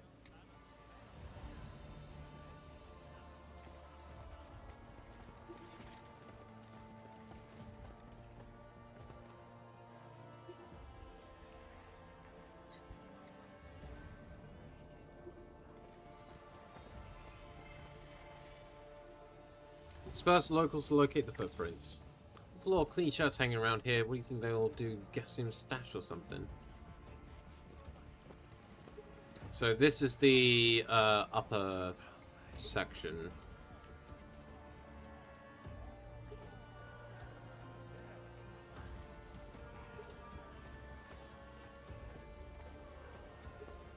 do a couple things quick, actually. There we go. So we can now go back and forth that direction.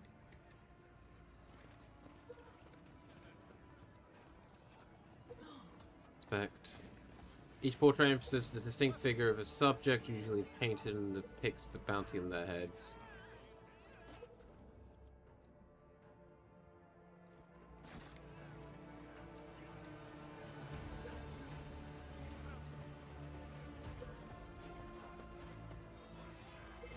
There's a terrified diver there. You cannot read the tracks. Auspex signals being blocked by an unknown reason.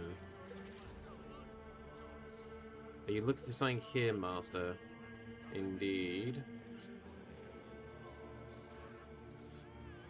A man in a bulking diving suit stares, crushed at the spilled black slurry. As you approach, he pales as if he's seen death itself. I'll make good for it. Please don't kill me, Master. I've got 2 children. Yeah. I'm not here to do anything to you, so calm down. I'm not from the Maris Porton. Enough. You're too clean looking to be around from here. I'm in search of a group where here not long ago. With work gear, clean face, they came to the excavation site.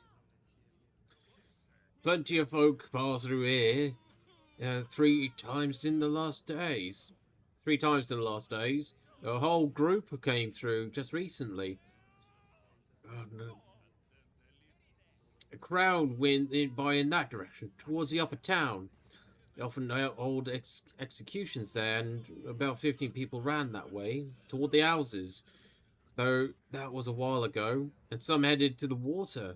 Quite a few, but none of us divers go there willingly. Only hermits, and for those flocks driven half mad. The hermit lingered there until the end, and others threw themselves off the shore of the sea. I heard a crowd of poor souls went to meet the sea not long ago, stepping off the shore. I didn't witness it. I was below, hauling up this cursed stuff. The diver glances at you, from the spilled black ooze, and sighs deeply. Well then, thanks for sparing me. I'll be off. Time to dive again to make up what's been spilled.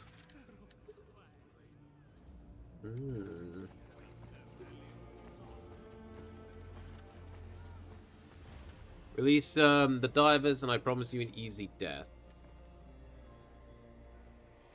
Look, I believe you, the Baron's mutt. Everyone knows that your boss saws off people's arms and legs. Listen, let the fishermen go and clear off back to the swamp. I promise I won't shoot you in the back. Not today.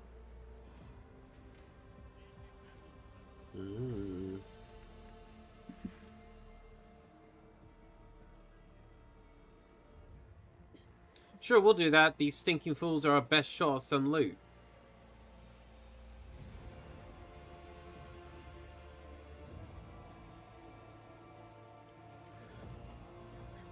The burly thug in words. Platinum tattoos looks mean, weary, in equal measure. Stop, you idiot! Can't you see what you've got a situation here? Short woman diving suit without a helmet roughly shoves the bandit aside, coming forward. Shut your trap, newbie. Listen, you're not local, are you? Help us out, eh? I'm Kite Kelby, head of Crimson Fang. The disheveled man with a bloody mouth bursts into gurgling laughter. A new audience, let's see what happens. Address the tattooed man. Looks like the situation is entirely under control. Perhaps there is something I can do to help. Who are you in charge of this lot? Who are you in charge of? Clue Baron. The head of the Carver's gang, self-proclaimed ruler of the Maris Portum Sectoris. Address the tattoo man. Oh, sorry. Am I in charge of the Carvers? Those loomers? No, thank God thank the God Emperor. The Baron is the one who holds their leash. I lead the divers. The ferals, the thugs from the swamps, are holding a couple of my boys for ransom in the warehouse. You look like you're armed. Maybe you can help us. These men only know how to pump themselves full of Gurgesums. He looks towards the gathered bandits with distaste and also fear. It looks like the situation is entirely under your control. Something I can do to help. Hostage situation. Call me Dire Spikes. I'm in charge here right now. Those bloody ferals, Crimson Fang's lot. The bandit nods at a disheveled man with all the animosity he can muster. Got past the guard post and holed themselves up in the hangar. Only there's black sludge and divers in there. Now they're asking for a ransom. Usually they just grab someone and rob them and run back to the swamp, but they're getting cocky now. The disheveled bandit grins. What are we supposed to do, eh? We went to that hole in the ground to get you our loot, and those vicious bastards were there, and they took 2 of our squads. Mans, we got to eat, you know? And now I've got you. Tough luck, what can I say? Spike with these people anyways, I know what to do. Yeah. Scumber. Tattooed bandit glances, disheveled man shallows the words before it slip out. This is scumbags, I'm pretty sure he was about to say. These outlaws call themselves ferals. When the water came, the Baron, the boss of us carvers, rose to power and began to restore order. He kicked out the Louis and anyone who fought back and took charge of the town. So this lot decided to live in the swamps outside the border. That's how they got the name ferals. Sometimes they come in and cause situations.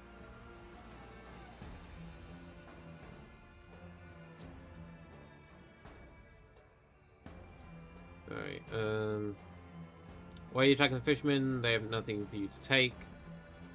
Crimson Fang fixes his eyes on you. Suddenly, the repulsive stinking man looks bone-tired. What are we supposed to do? We went to the hole in the ground and the swamp mutants was there. Bad enough when your crazy Baron sicked those freaks on us. The bastards near ate a whole lot of us. We're not stupid enough to mess with them. But fishermen are easy pick. He cuts himself off and Gaze turns hateful. You know what? You could ram your questions down the fish's throat. Got nothing to say to a Barons. What do you want for exchange for the hostage? Booze, lots of booze. My boys are bored without it. If you bring some, maybe we won't kill him. I don't know what we should do. Bandit leader nods to you, then turns to Crimson Fang. Wait here, Fang. We're going to settle this. Don't you dare take too long, alright? My boys are twitchy buggers.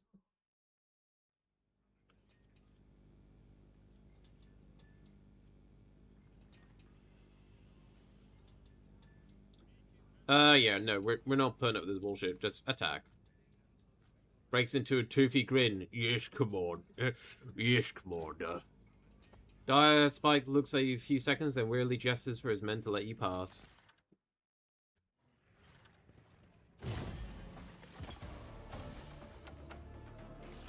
Get our characters into position.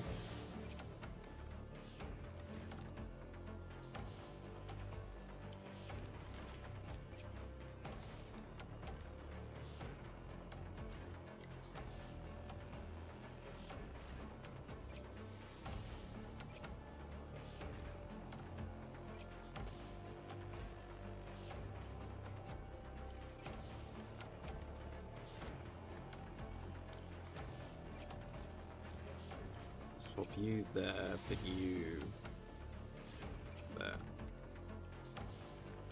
Okay. The UA is roughly the same, but it has changed a little bit.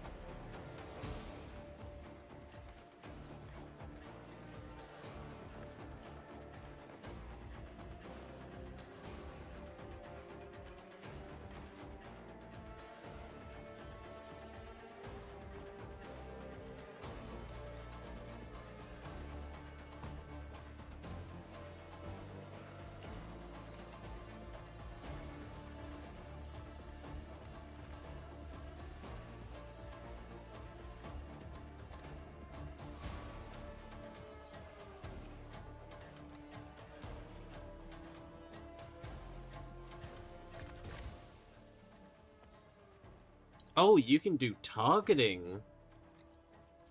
Okay, hang on, hang on.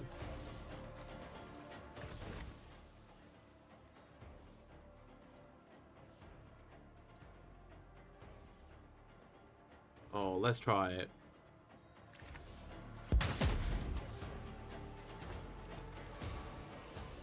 Yes.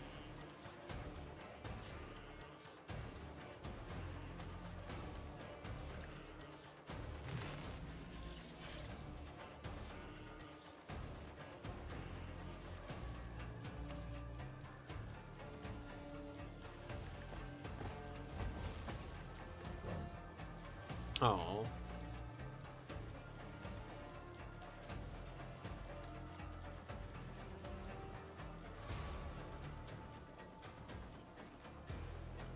Wait, how does this work? Oh, I guess that's just always active?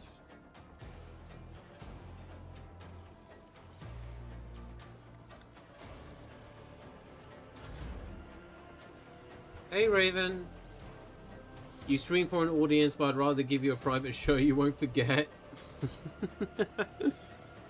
It's lovely to see you too.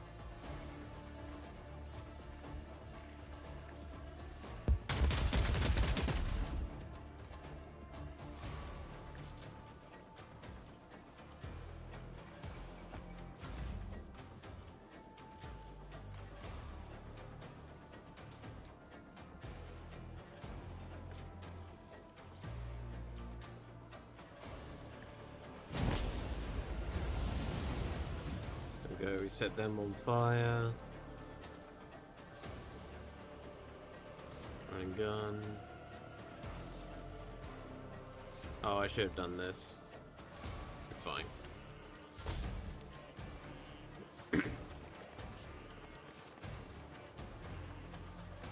A frag grenade?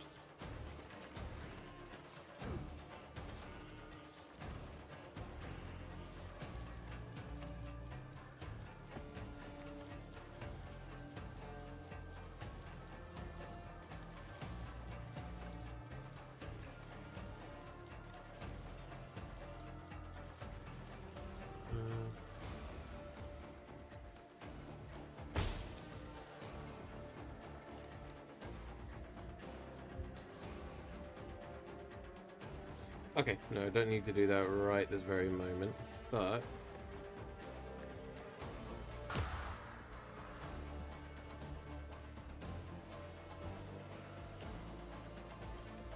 Can't quite see where the veiled degradation part is, that's the only thing.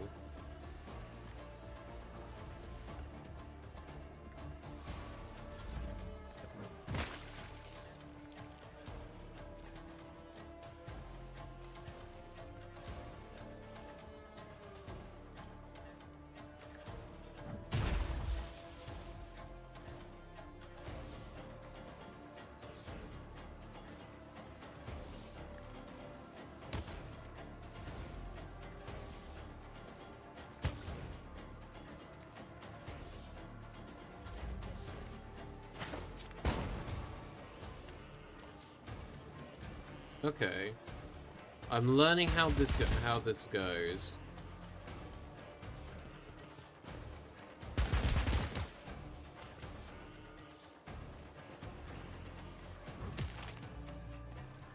Alright, that damaged his armor.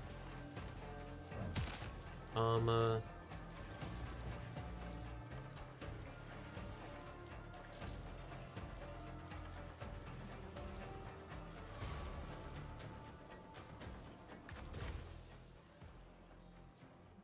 Take another shot.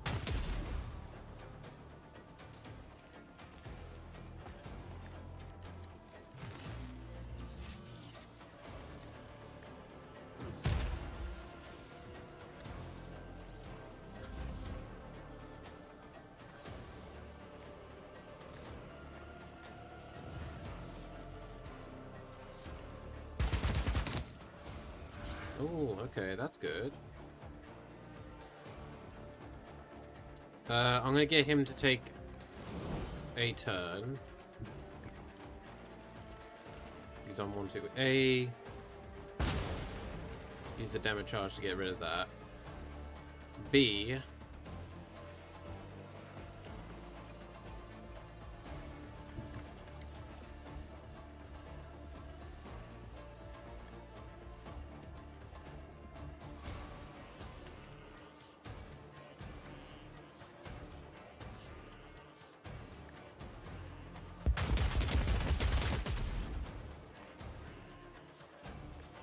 There we go.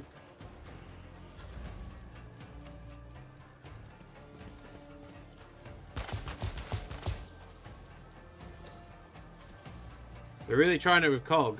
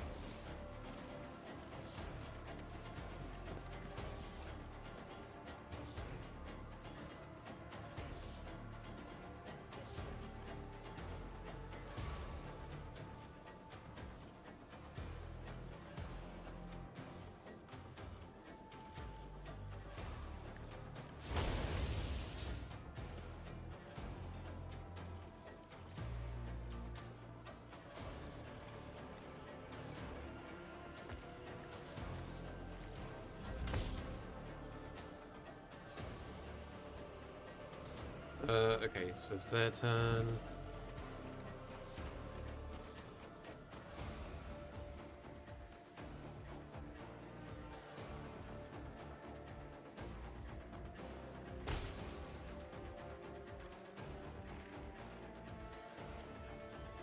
Come on. Oh, you bitch. Come on.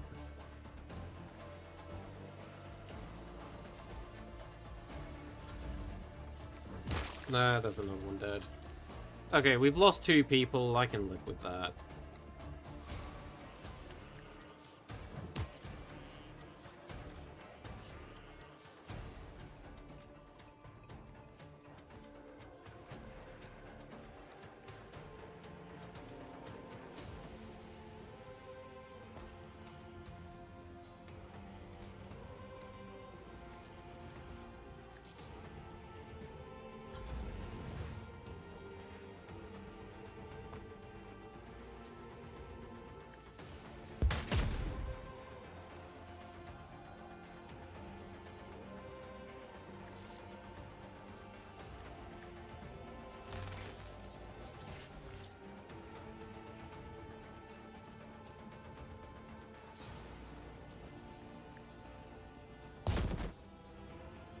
The enemy's a shad.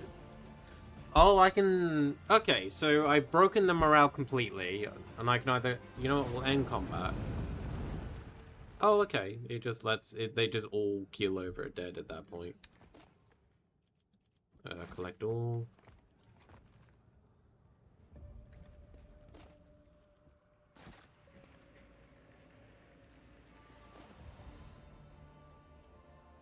There's rope.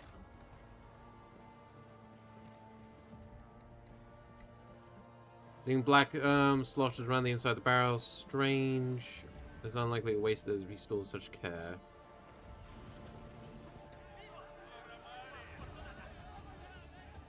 Indeed. Don't worry about the other 2 that died. Overall, small casualty. The banner of the Lumen tattoo stands loose-limbed and relaxed as if he were the one who just killed all the ferals. Pretty little bloodbath that was. Not all the fish I made it though, so it looks like you owe me for a loss, eh? Bandit stares at you grimly for a moment, then breaks into a gape-toothed grin. Ah, come on, I'm just pulling your leg. A few divers, more or less, who cares? Here, take this for your trouble. Unbreakable. Armor durability 34. The wearer deals ×2 strength bonus, more melee damage. Perplexing. At the start of the wearer's turn, all enemies within influence suffer agility defense. Minus wearer's agility bonus defense for 1 round. Okay. What's the sludge you're so worried about? Yeah. Wool material from the sea bottom. The divers bring it to the shore. The Baron makes the Gorgostium out of it. Valuable stuff. Ah. That explains. Where's the vial? Actually, is any of this stuff better than what I'm currently wearing? That's what I'm currently wearing. Yeah, this is better.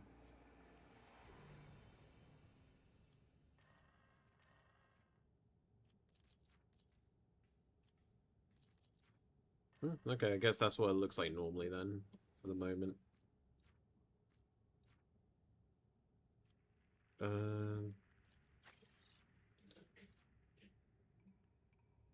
Oh, you can't use the Thunderhammer because it's too small for you.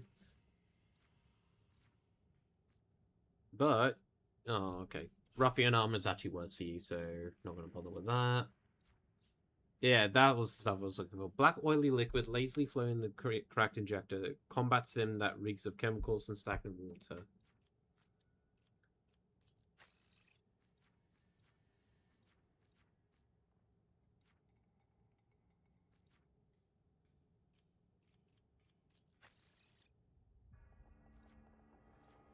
You are wearing the Death World's veteran stuff.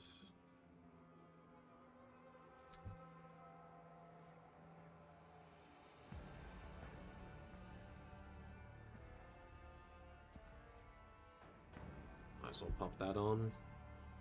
As much as this one looks cooler, it's not what we're looking for.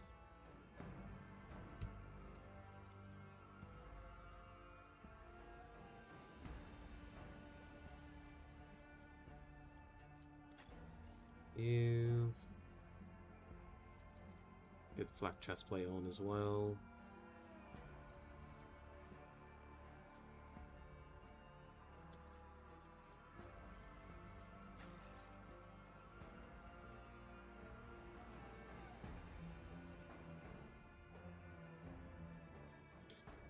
Is this a better shotgun?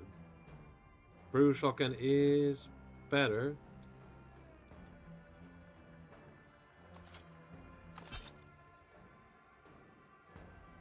Reliable las. Gun.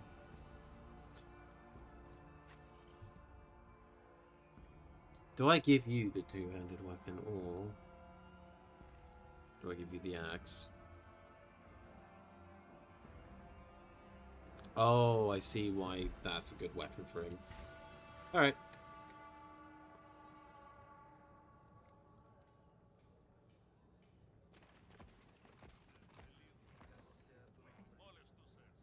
Yeah, what's the prince over here?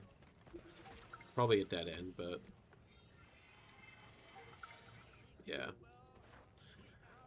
Whose traces of numerous wounds are visible on the body, like an unfortunate man has been to death by the entire throng.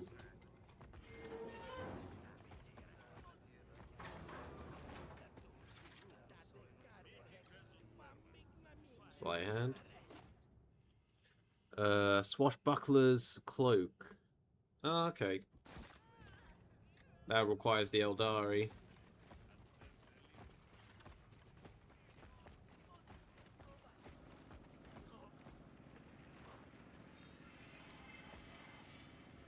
Trail loss of visuals is additional visual scanning of the vicinity is advised. Extract the fuse. You know, leave the fuse alone for the moment. But doggedly pumping air somewhere deep below.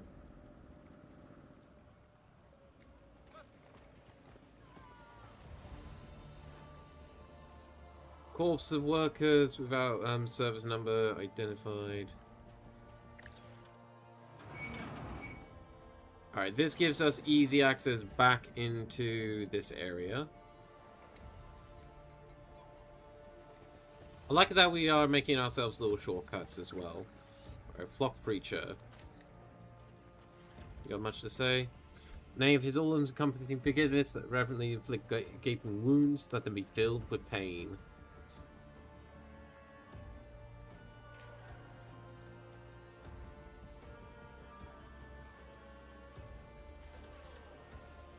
Footprints ended at the shore. There is something sliming the murky water, yielding to your efforts. Swollen, dehumanized corpses slide up into view. The heavy reek of death strikes your nose and soaks into the fabric of your clothing. The condition of the bodies indicate prolonged immersion in water. There are traces of local fauna, evident in multiple bite wounds and loss of soft tissue. Fingers are absent. The abdominal organs are absent. Note that the bodies have decomposed far less than one would expect under these conditions. Make a note to take samples of local water. It displays pronounced embalming preservative properties. Remnants of clothing. The corpses, badly eaten away by fish, are wearing sturdy uniforms and boots that match exactly those issued to the workers of the excavation.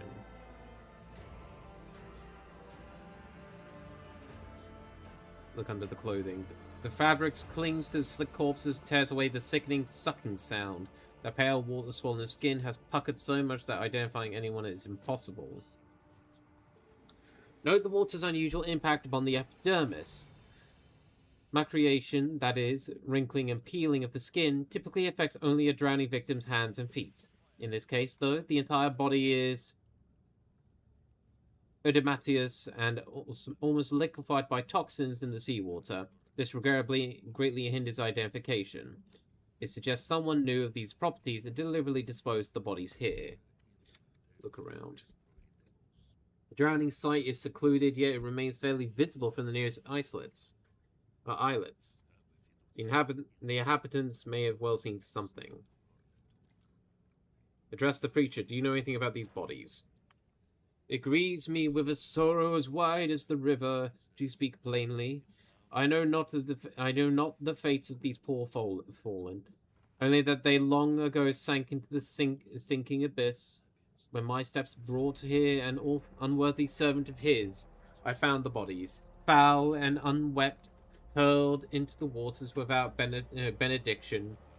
From that hour, I assumed the mission of seeing these miserable ones laid to rest. Step away from the bodies. The wrinkled, wretched bodies lie exposed along the shoreline. There is a...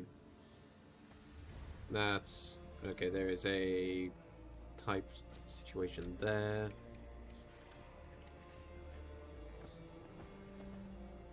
See if we can pull this.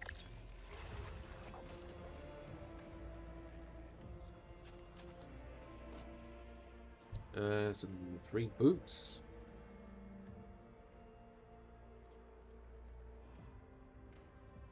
Whenever where you use the charge, it costs one less ability. Nice. That's some boots for our friend Cog. Get them boots on ya. Oh, you can actually put this on? Okay, that's hilarious. Wait, no, you don't have Bonehead, do you? Or do you? I don't know now.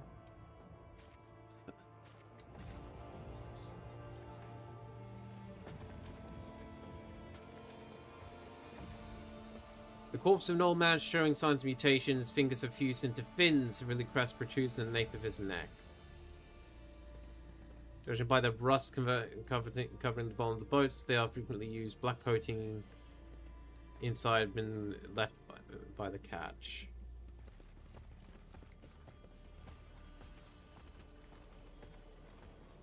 Building assembly from the scraps even the beggars refuse to take. These people live here in the most wretched inhabitants of the Maris Portum. There is no one lower than them. Rotten fish.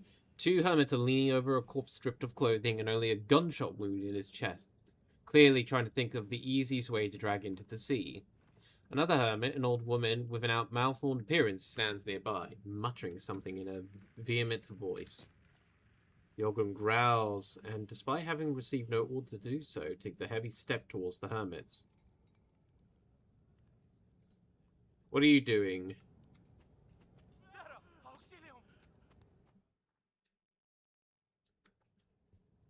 Old woman gasps in fright and hides her face in her hands. Don't kill us, good master. Rotten Fish was only giving a litany to usher along this warrior of the God Emperor to rejoin him. Who are you? This is Rotten Fish, good master. A hermit, a diver in the past, and just an old woman now. Why did you call him a warrior of the God Emperor? Oh, master, Rotten Fish didn't see at first. Her eyes were almost gone. Her eyes are almost gone. And he was all dirty and scruffy, covered in blood, clothes all filthy. When she finally got a good look at him, oh saint's blood of warrior of a God Emperor, dressed in uniform and bearing their sacred symbols. Examine the body. A young man's ashen face is frozen in grimace of disgust. You notice the muck on the boots and relatively new and neatly cut hair suggests the deceased could afford to tend his appearance. Sorrow makes a sign of the Aquila and lowers his head, whispering a prayer, probably a requiem. Examine the gunshot. I will say, one interesting thing where I get to see with the Psyker of this game is that, of course, the Psyker and Rogue Trader that you start with is unsanctioned. She's very rogue. This is a very Imperial Doctrinator sanctioned Psyker, which is not interesting to see. Examine the gunshot wound. The edges of the wound are still slightly charred. The man was shot with a last pistol. I would like to note that the presence of blood in the cadaver's mouth and nostrils. The primary wound, clearly inflicted by a low power last pistol weapon, did not result in immediate death. The victim was subsequent wounds that caused the internal bleeding and eventual demise. Look for identifying features. The man's forearm has tattoos, some of which signify his affiliation with the Astra Militarum. Step away from the body. This is going to be the sergeant, isn't it? You take a step back, but the slightly sweet smell of decay follows you. What happened here? The warrior came already wounded. The fish wanted to make a seaweed of a politis, but he didn't let her. He shouted, brandishing his weapon and cursing us. And that's why he died. May he meet the God Emperor on the eternal battlefield. The ogre nods with a frown. That's just like Sergeant Jolie.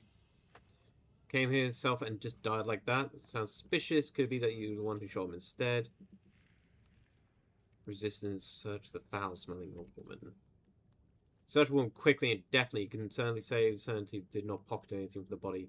Very well, let's say you didn't kill him. Wish were never dead, good master.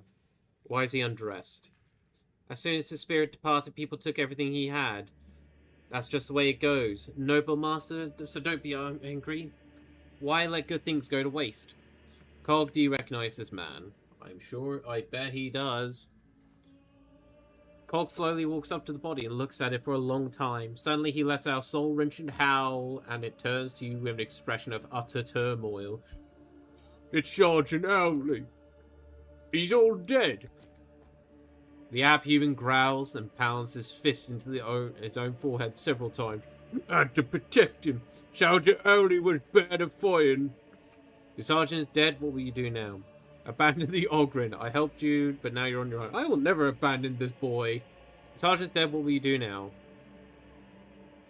Silence falls. Cog shifts his gaze from the body to you, and you can tell by his expression that he does not have an answer to your question. After a long pause, the Ogren says, without confidence to say, Haymar. Haymar leans towards you so as to not be overheard. Listen, Acolyte, ideally we're supposed to return the Ogren to the Fusiliers, but that'd be a pain and more bureaucracy than we like. If anyone asks, we just flash the sigils and tell him he's the property of the Inquisition, commandeered for official duty. The Kajang gives you a conspiratorial wink and straightens. Listen, stay with me for now. We can decide where to assign you later. In the name of the Holy Inquisition, I am compelling you into a service as a valuable tool of the ranks of the Astra Militarum. From now on, you will obey my commands. Abandon the Ogren. I helped you. You know what? Listen up. You're going to join me at this time. The Ogren looks at you. Several moments pass, and then Cog raises his hand to make a sign of the Aquila over his chest, as is customary in the Astra Militarum. Commander. So there we go. We have found the missing sergeant. Though, admittedly, That is not actually what I was trying to achieve.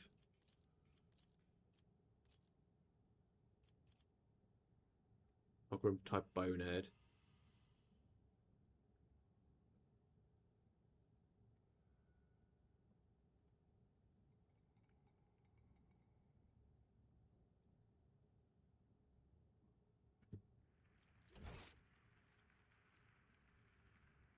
Poor presence.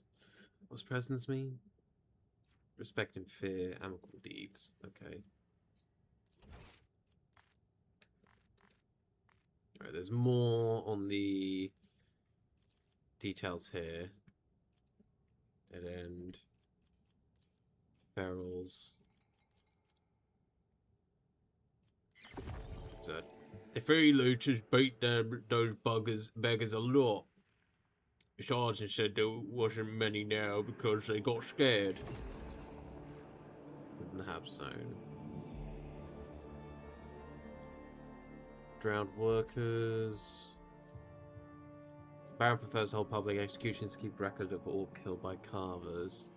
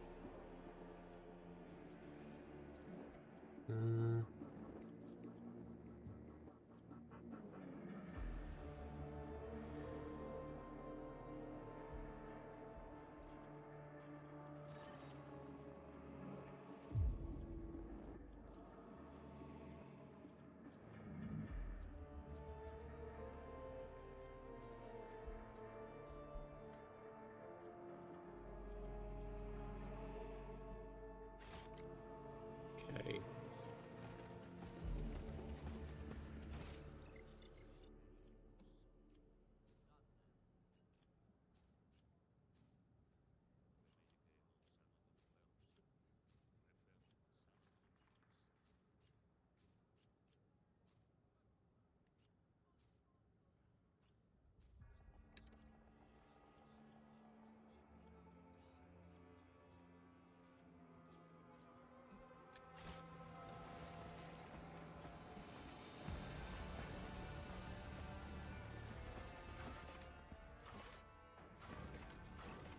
Let's go to the Brown Marshals, see what awaits us there.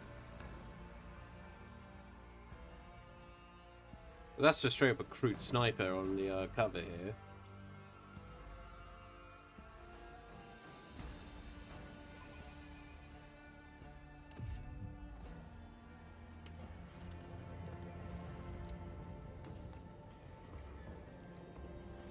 Odd structures appear to be service signed. Danger light path.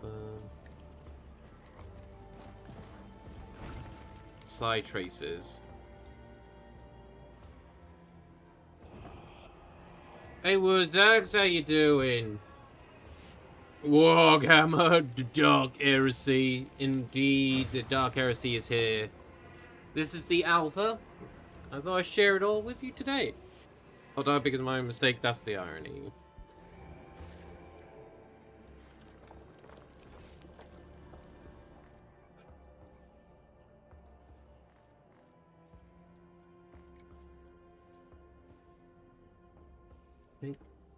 Well, thanks for the hydrate.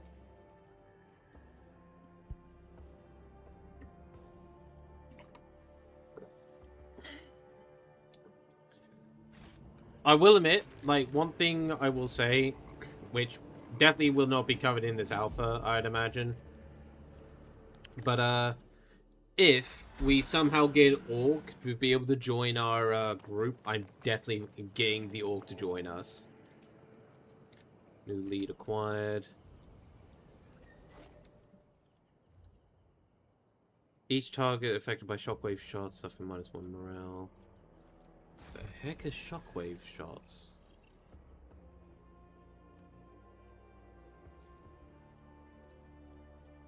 Info.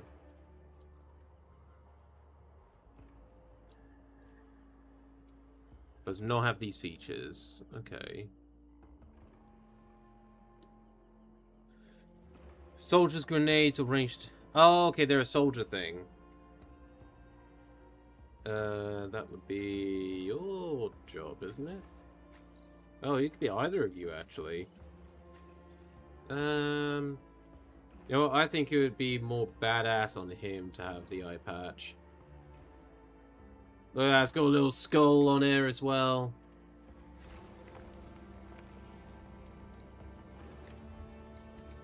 Our Katachan boy will look like a badass if it's the last thing that I do. Not that he doesn't already look like a badass. Inactive day slates. Without the right key, it is useless.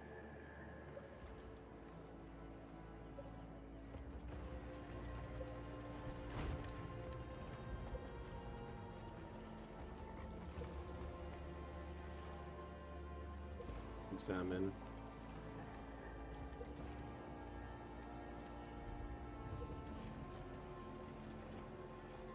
Available Sun Guardian ready to awaken at any moment. Tech use.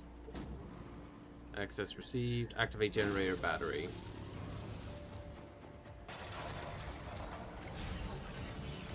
Oh.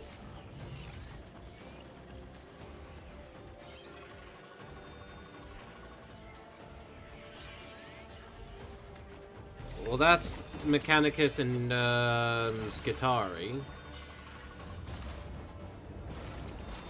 Oh, do not tell me I've just set myself up for a fight.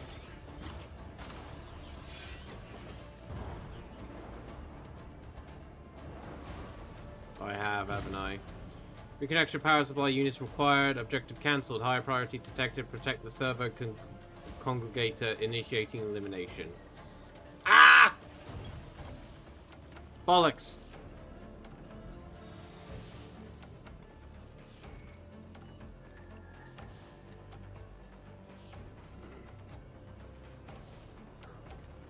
Alright, I need someone.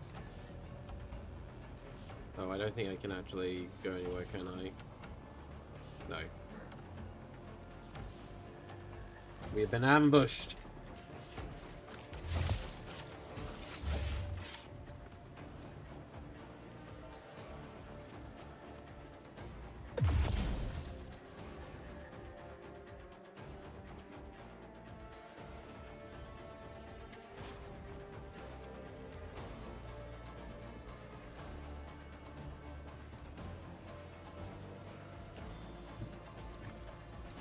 I'll take the risk. Oh no, wait, she was able to get past everything.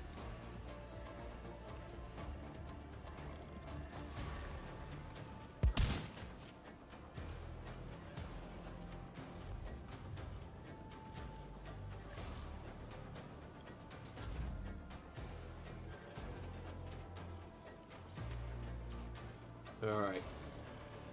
Time to show them that orky goodness. Oh, fuck.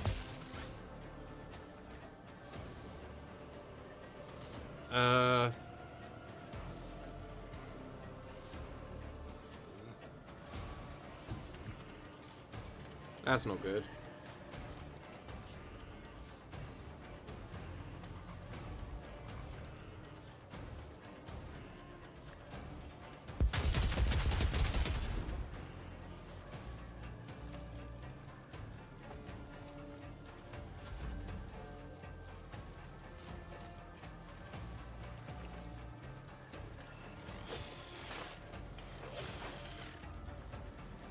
Come on.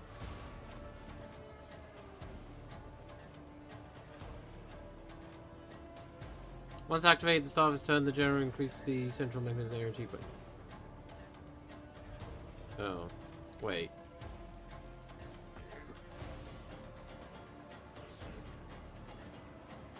Oh, I may have misunderstood the objective.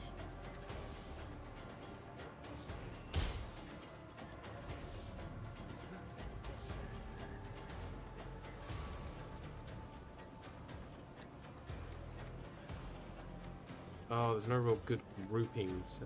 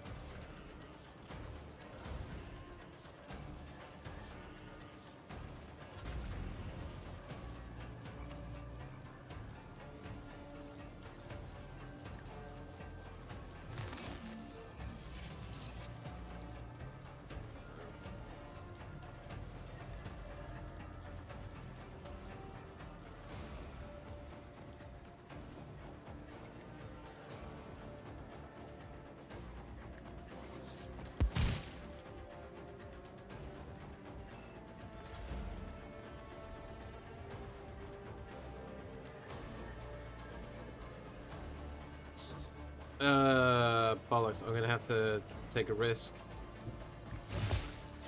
Yep. That was not a good risk.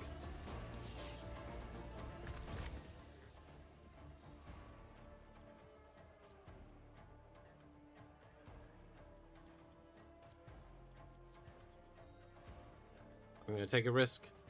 Oh no, that won't actually kill him, will it?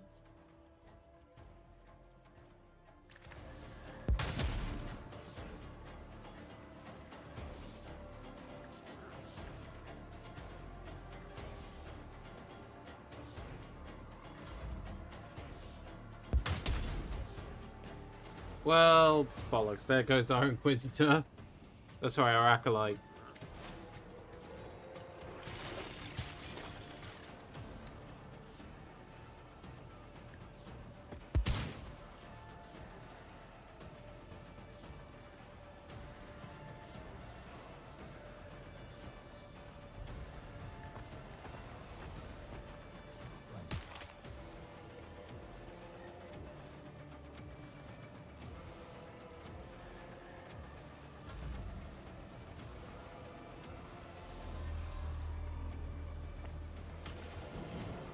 Yeah, no, I went to that middle tree too soon.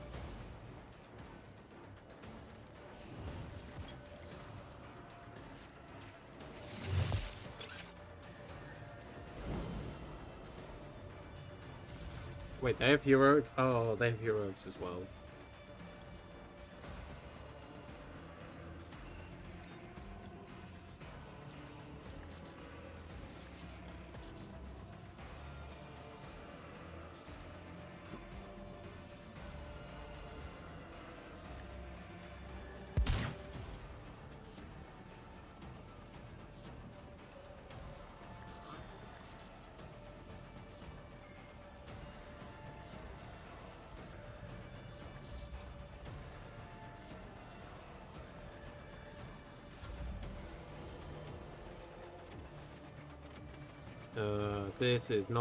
This fight's not going well in our favor.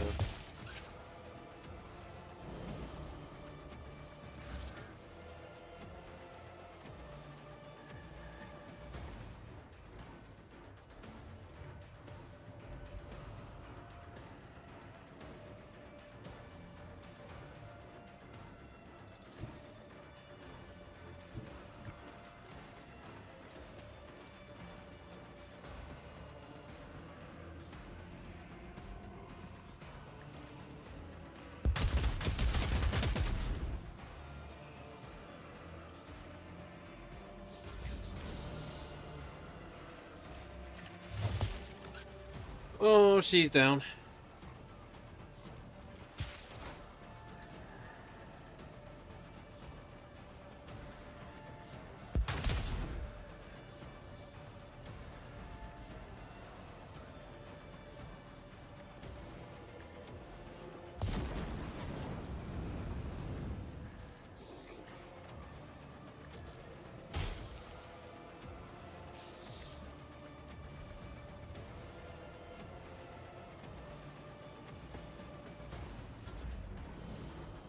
Okay.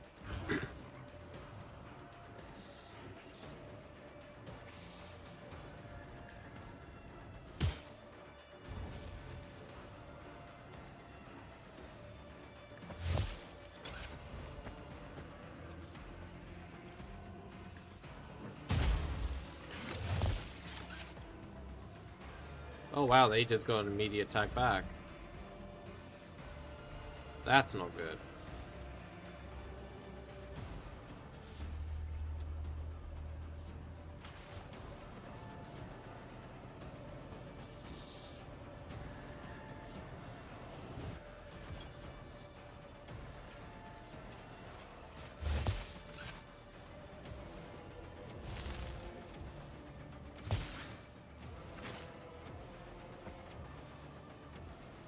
This is not good.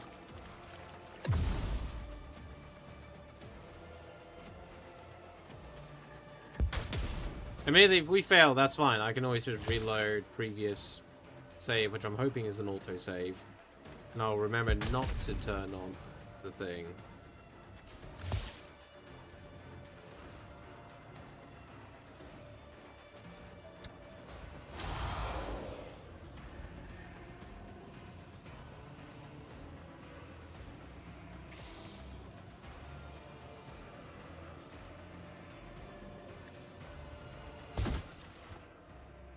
Your journey is over. We died.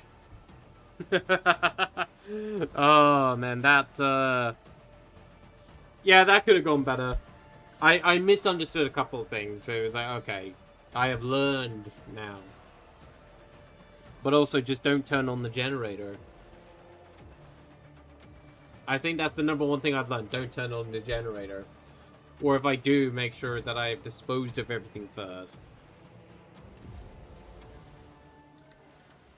Okay, yeah, so this takes us to the Brown Marshes. It's all good, Ice. It's all good. At least we got to see what that sort of fight was like, though. I'm gonna have to dip, have a good one all. Alright, no worries, Ice. Thank you so much for joining, and I hope you have a lovely rest of your evening.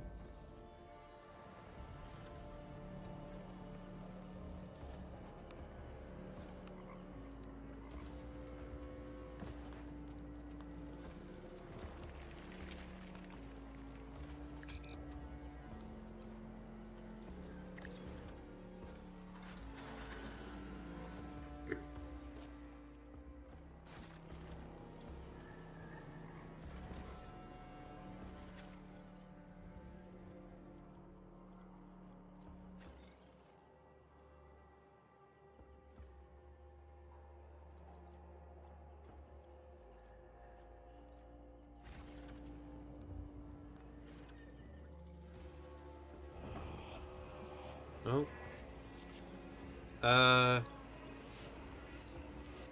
Okay, the cutscene is not right where we needed it, but I think that was more of a me issue.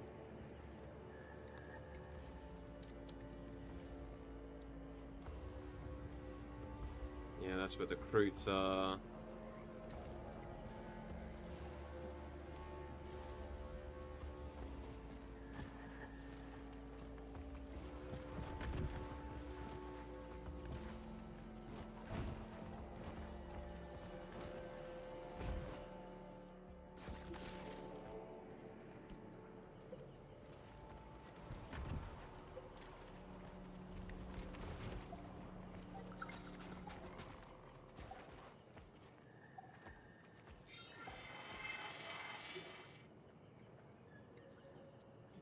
Syncing sources, observe data slate frequency insignificantly.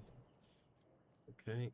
Commissar's cap. Oh, that is something that we can use. Voice of command gains 1 morale.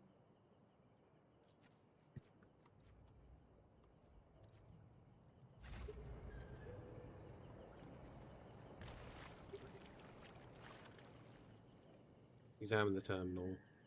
Examine the hole. Squeeze finger through the hole. When the fingertip presses against the back of the opening, contact spikes grip your flesh and bone, sickening crack. You spend the next several minutes trying to free yourself. Broken finger reduced to a bloody pulp. God damn it.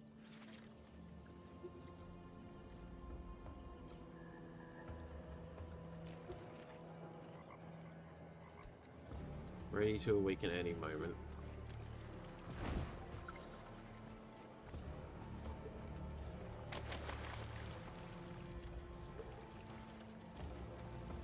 Examine the mechanism.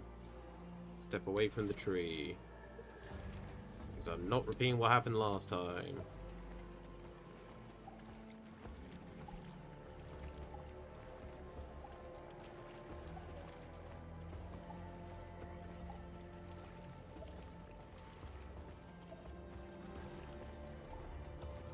There it is.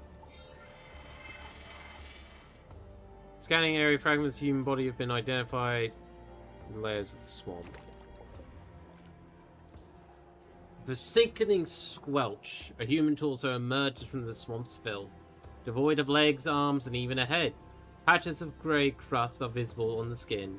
The clean areas are coated in a layer of slick mucus, through which faint, barely recognizable symbols can be seen. The stench is no better than the sight. Judging by the state of the tissue, it has been here for some time. Dismembered post-mortem, the internal organs, if I may. Epion crouches, nudging the remains slightly. Internal organs remain intact, partially replaced with augmentations, none of which have been removed. My finding, the violent death with no accompanying looting. Body from all angles. The warlock fabric peels from shriveled skin, trailing thin strands of gelatinous muck. From the clavicle down towards the absent forearm, a fine two lines stretch. Complex augmetic tattoo. Those with knowledge often store critical information on this way rather than on a day slate. The functional section of the lectu remains on the missing limb. If recovered, its day might still be restored. Look for tracks. No signs of bloodshed or struggle. The torso was brought here after dismemberment. A step away from the body, something glints in the filth. You retrieve a broken injector. Its contents partially preserved, likely dislodged from the victim's pocket during transport. A black viscous liquid at the bottom. An ammonia smell. Pockets and pouches. The pockets of what remains of the fine quality coat are packed with silt and bubbling mire. A shoulder holster sits empty, its former occupant long since removed. The wear on the leather suggests frequent use, likely a compact single-hand sidearm. Trace of Electu markings, well-crafted clothing, the body deliberately hidden, unlikely to be one of the locals. We need to determine whether this is connected to our mission. Investigate the agent's death.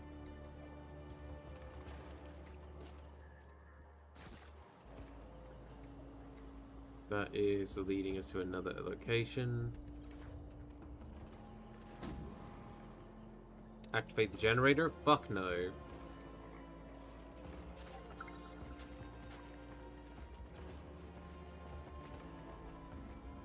Deep gouge is visible in swampy terrain, dug by claws of predatory beasts, muddy red puddles, stagnant blood testifies of fierce battle. Cross-referencing markings of martial terrain. Trace belongs likely to a group of brute. Two pairs end here. Tracks of the largest member break off and lead on further.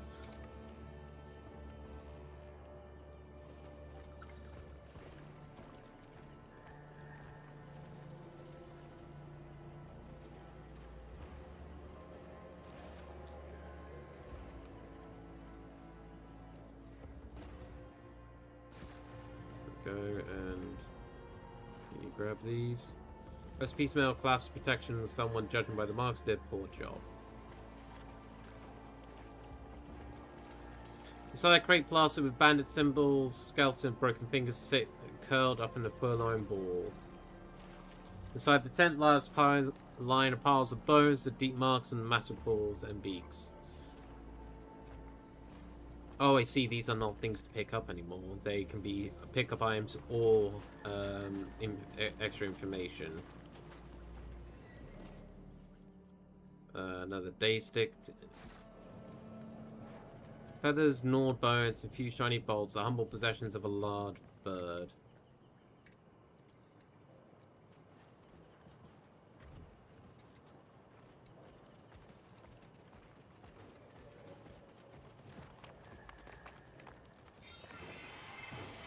I can see the Kroot there.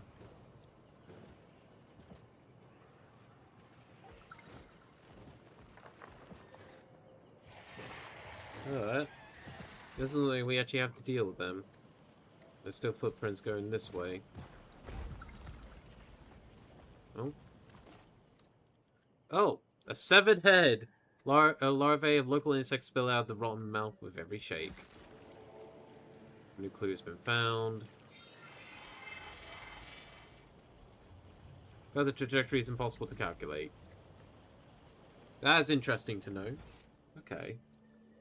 So we got inquisitorial cases and our missions.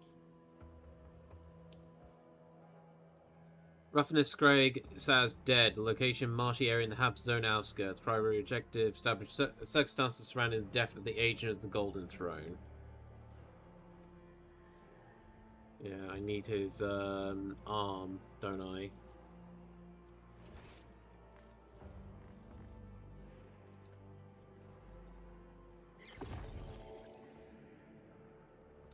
Torso part of the left shoulder and the pelvis. This is all remains of the mutilated body. Patches of grey crust are visible on the skin. The clean areas slide. Look at the deep wounds. They are made using something sharp by someone fast, confident, cold-blooded, working professional. Notice the characteristic scabs, the symptom of ash fever. The disease causes the person's internal organs and dermis to dry out, inevitably and painfully over a very long period of time. So, struggle caused the individuals killed and dismembered elsewhere. The empty holster, yeah, a match 89.7% is identified between pigmentation section and dermal tissue and previously recorded brand. Inquisitor Melisandre's agents. The body is that of a missing agent. The wounds to the deep incisions made with no sign of hesitation. The killer acted methodically and with precision. Grey scabs to the skin, the symptom of ash fever, incurable disease that causes flesh and internal organs to wither, causing ceaseless agony. The Electu. Yep, still need more information on that. The injector contains residual traces of combat stimulants, Gergesum. It blocks pain, induces insomnia, and stimulates adrenaline production, accompanied by excessive perspiration with a pungent acidic odor. Okay. Wait, where was this? Oh, this was found in the pocket, I think. Shard Day Slate.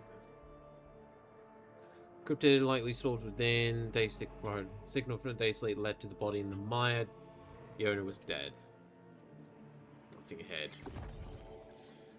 The face disfigured by an old burn is frozen. Yeah, this is our guy.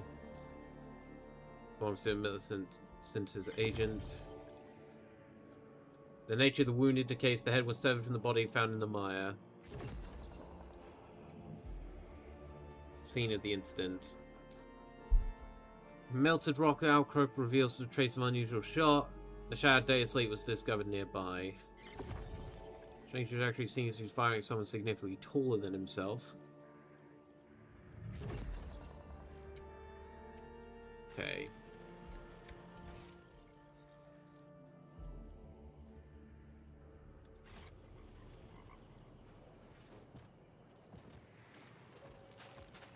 Let's see if there's anything in this area. We're gonna fight some Kroots, but I think I can deal with them. Oh, he's the one from the cover. Oh, he has a familiar, and it's a not biological. It's not augmetic. The tall, pale-skinned Xenos slowly lowers its weapon, tilts its head to the side, and studies you intently. Carefully, without any sudden movements, the creature tears a strip of raw meat from the hook on his belt and offers it to you. This is a symbolic gesture, a sign of goodwill among the Kroot. The Xeno is sharing a piece of prey with strong genes, offering you a chance to absorb its strength. For a Xeno ration in exchange, may you feed on your enemies, Kroot. I am Acolyte. Emits a approving coup as he accepts the gift. Lowering the cloak to its throat, the Xenos points a claw at the clan marking. A red cross above 3 wavy lines circling its neck, and then gestures its beak and silently opens it. Are you unable to speak? The Xeno nods with visible relief at being understood. There it gestures towards the surrounding swamp, wave a hand towards the lone tent and nearby rock, and points to itself again. It seems this crew is surviving the marshlands without the support of its kin for some reason. Where did the crew who attack you come from? The creature quills flat against its head, then it slowly turns the direction and its gaze towards the unexplored part of the marshes. Its claw fingers clench and the creature shifts impatiently. It seems eager to uncover the truth itself. The Xenos turns, you notice the last pistol tucked away in his leather belt. The weapon looks out of place amongst the rest of the creature's gear. Where do you get the last pistol in your weapon? Xeno clicks its beak, suddenly, sharply, and loudly. One clawed hand partially shields the pistol from your view, as if protecting something of great value. The other hand first gestures at your feet, and then the surrounding swamp. Well then, I won't refuse a guy, come with me. Xeno hesitates. Finally, the creature slings his weapon over his back, strains up, making it clear it's ready to move.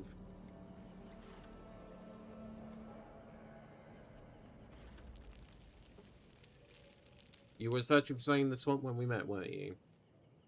Hesitates for a moment, weighing whether you could be trusted. Finally, he points to you, turns his head, and presses his palm to his forehead. His eyes dart back and forth, filled with agitation and unease. A sharp click of his beak follows the uncertain gesture. It takes you a moment to piece together a gesture towards you, human, a touch to his forehead, familiarity, a sweeping uncertain motion, loss. Xeno was searching for a person who has gone missing. Do you recognize this? The creature lowers its head with a quick jerking motion and points at you, at the swamp, at its own arm, as if ejecting itself with invisible substance. Then, noticing the confusion in your eyes, it repeats the sequence gesture once more.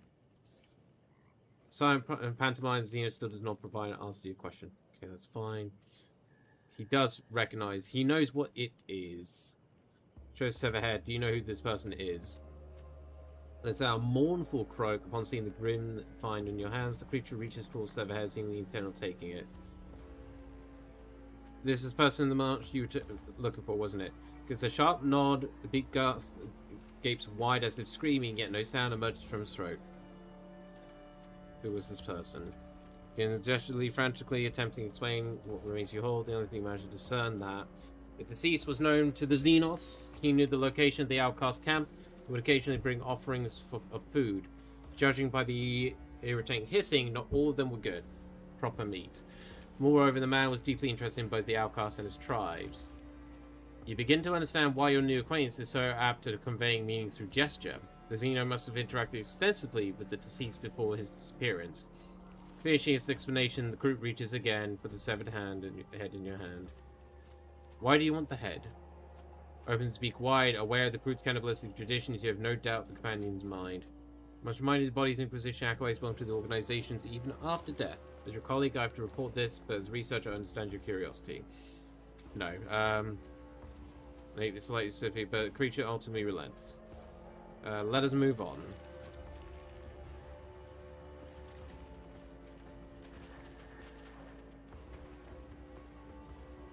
Clear the rubble. I do wonder if the crew can learn to talk, or if it is just all through gestures that we would have to deal with this. Oh. Oh.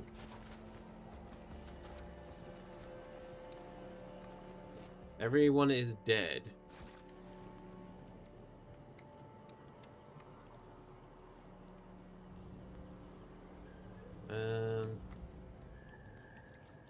Alright, let's go down this way.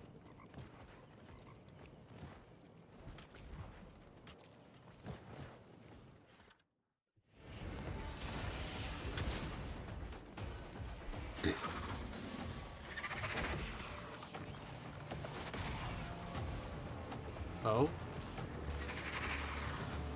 Many are wounded, hold off the maddened. Vane cannot lose the lost crew tots. Rotten failures. Oh boy, this is a lot's going on here.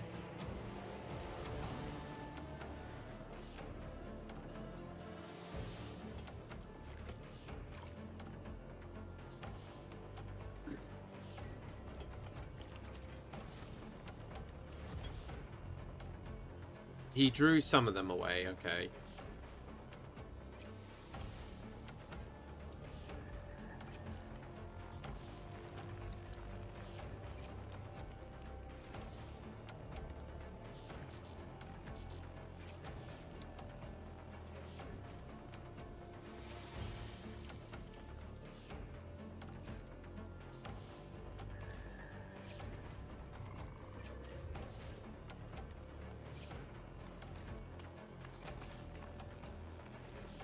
Both those guys use the big guy for cover.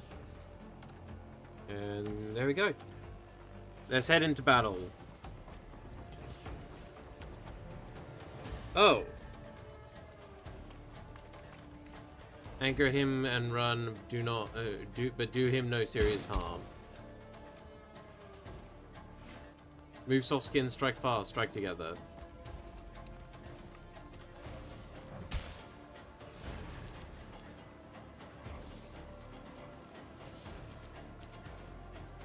Okay, so we do actually have some,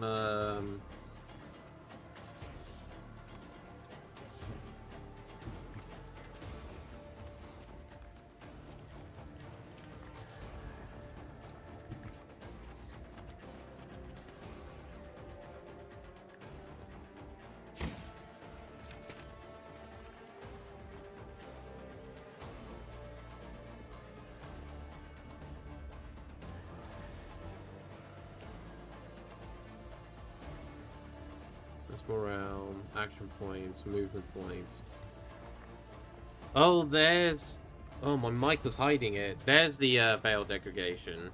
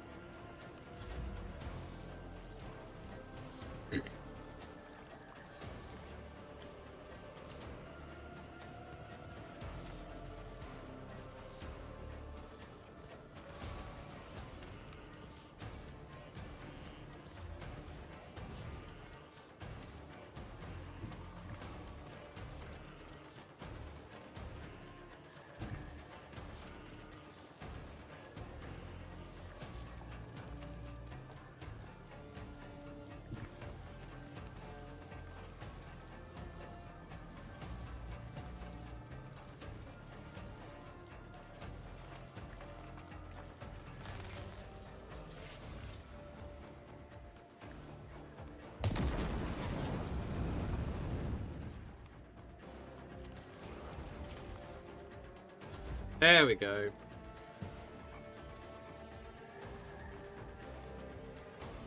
And then, yeah, that's all you can do, because there's no one else that can really be seen by.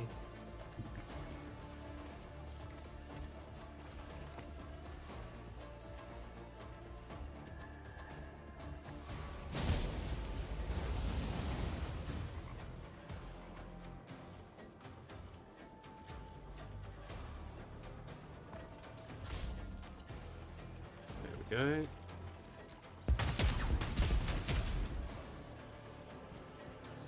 Oh, he has a heavy... That's a melter gun!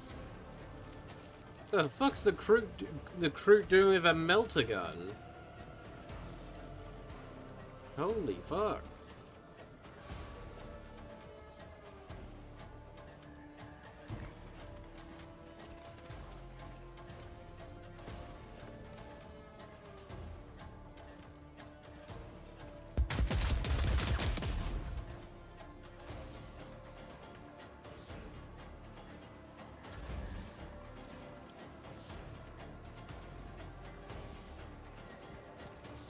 Right. Move these guys along a little bit.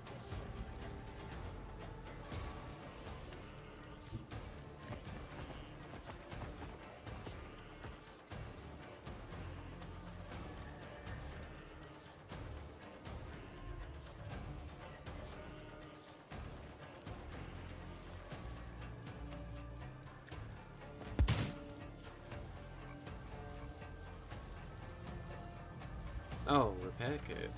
Okay. Yeah, that's what you can really do, big guy.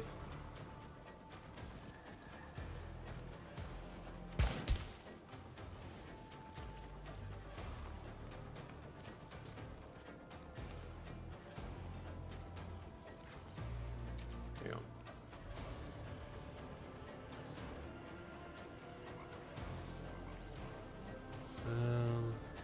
Okay.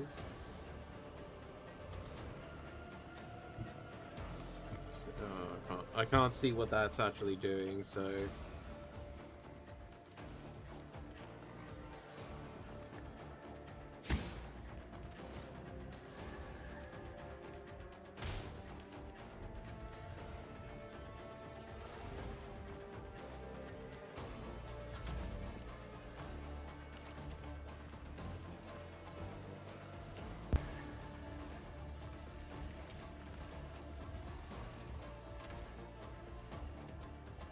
Okay.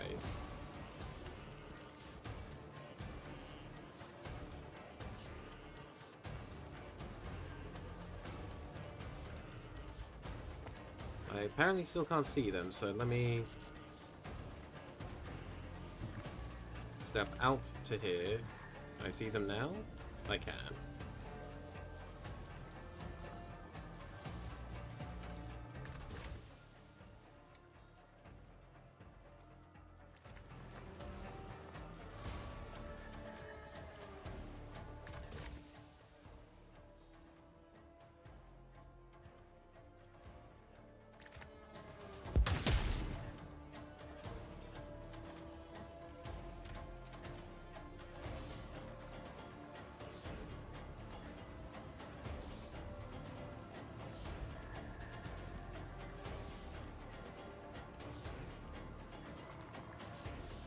Damn it. Not really many I can do this with. Here, you do that.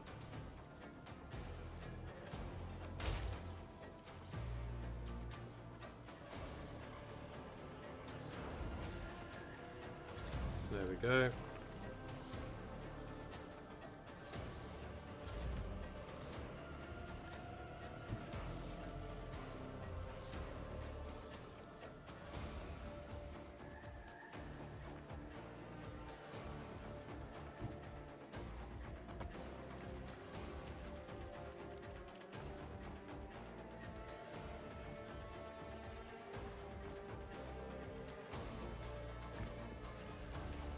I can live with those results.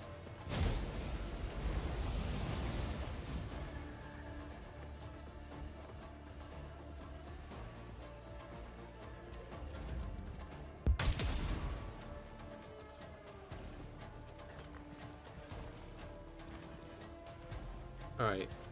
If I do have a grenade, I need to remember to throw it. Oh, fuck.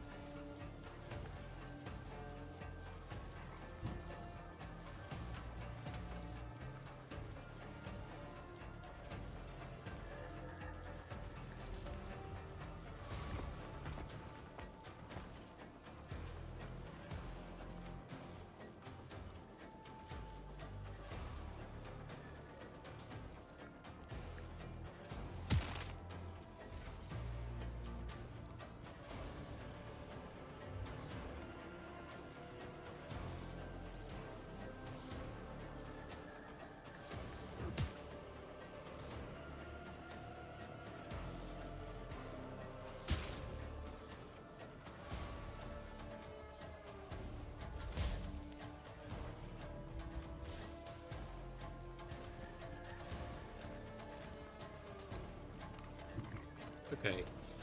Let's go here. Let's set up a firestorm here. And then I can do this.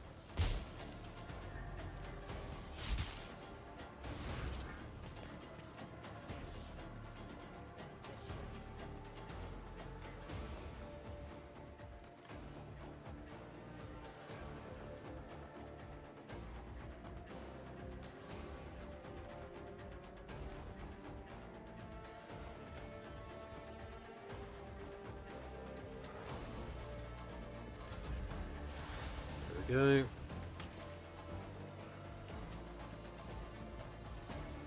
So you gonna shoot her again, huh? Please let me take her turn before you.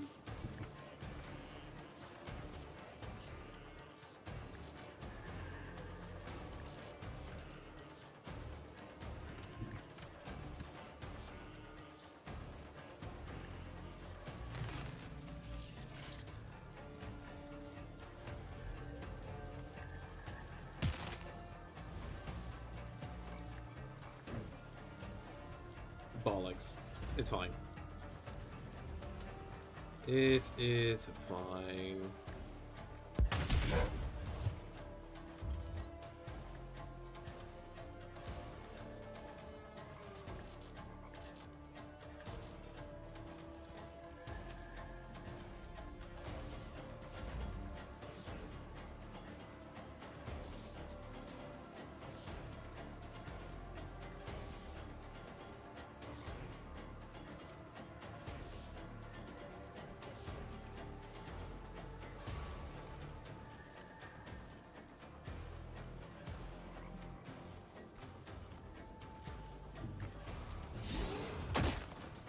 Bollocks.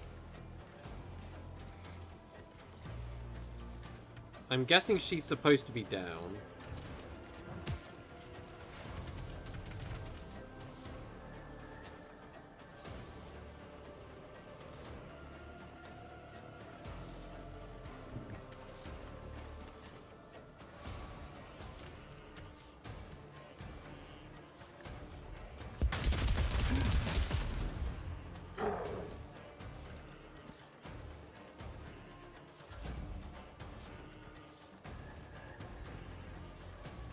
I don't really have a melee, like, other than our boy here.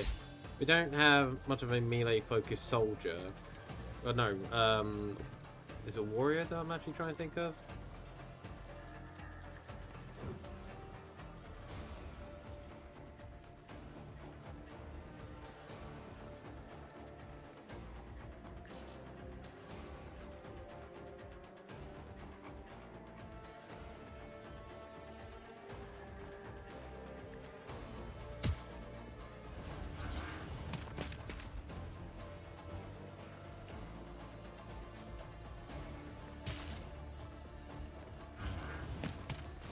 Go.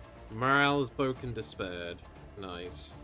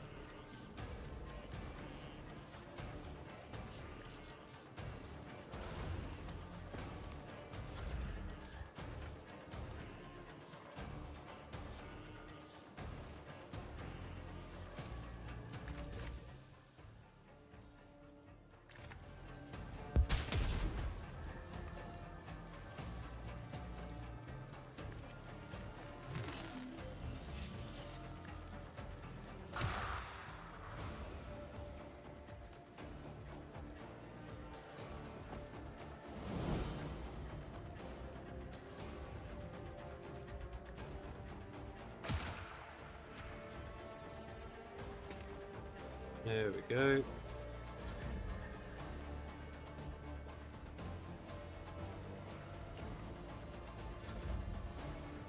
not that many enemies left. And yeah, she's not supposed to be up. She's supposed to be down.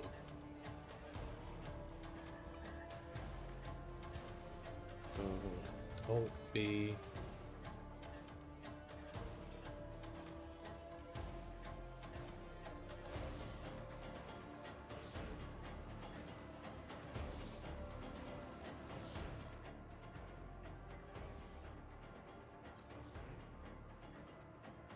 Yep. Animation. 2 seconds, guys. You're gonna have to look away. No, never mind. I just realized the other screen also shows it. You know what? I'll put that in last.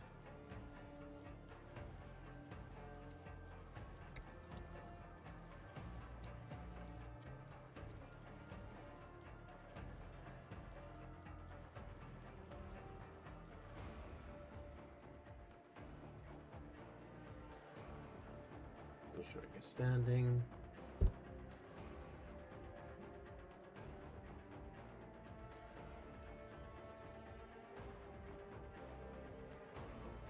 Right. 2 seconds, folks. The game's gonna get hidden because I need to put my personal email address in.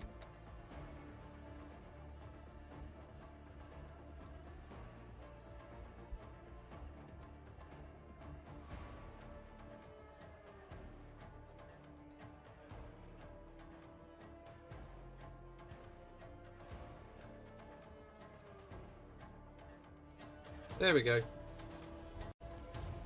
Now you may gaze upon stuff again.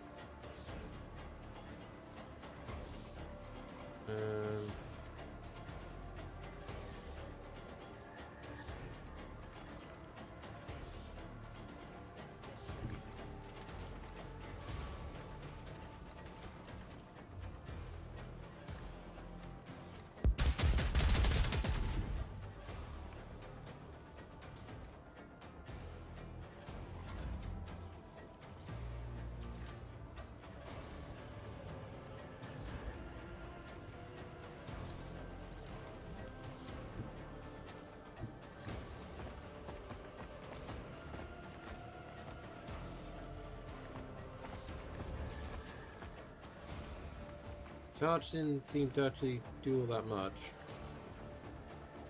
Target is too far. Oh. I guess we give him a good walloping.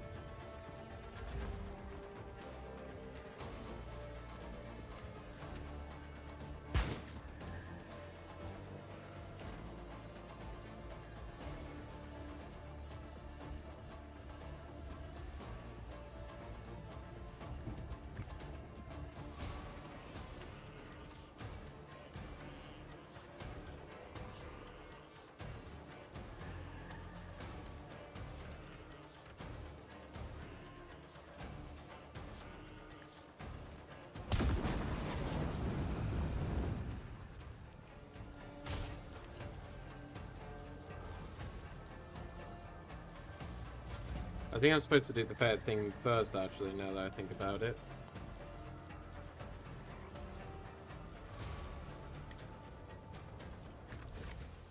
I'll take a chance at the headshot. Damn.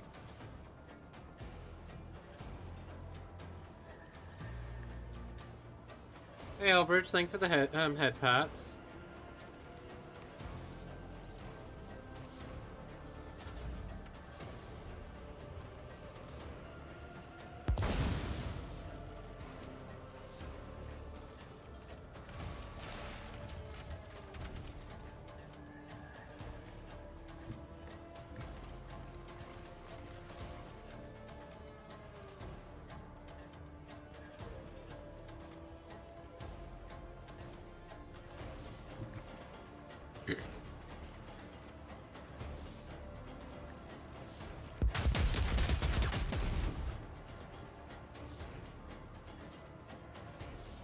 Quite sure what those pink outlines are, but fine.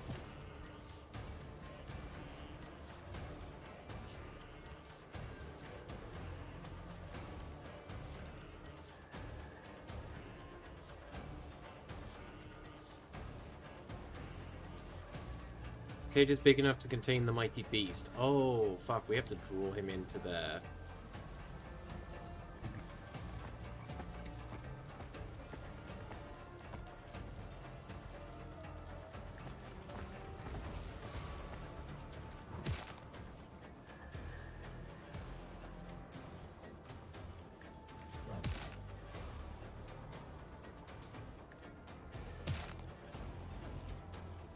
There we go.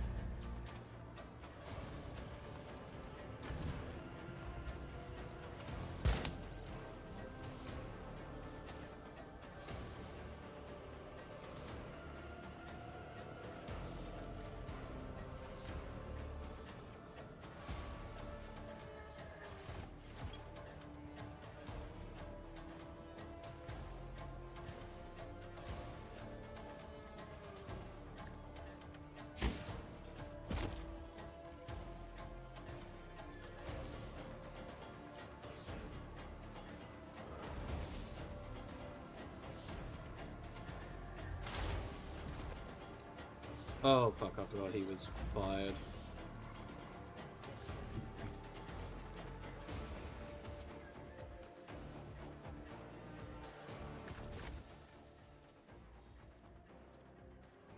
Oh, while they're prone, I can just do whatever I want with them. Oh, that's good.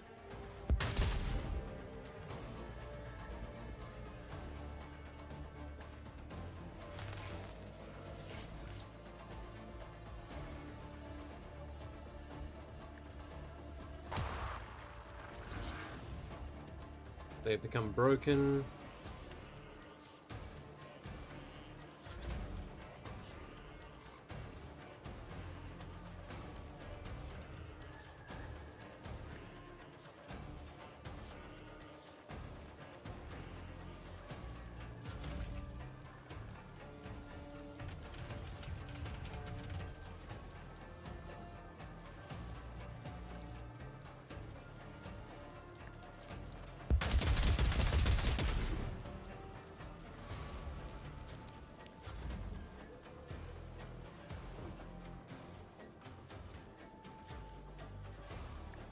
Smack.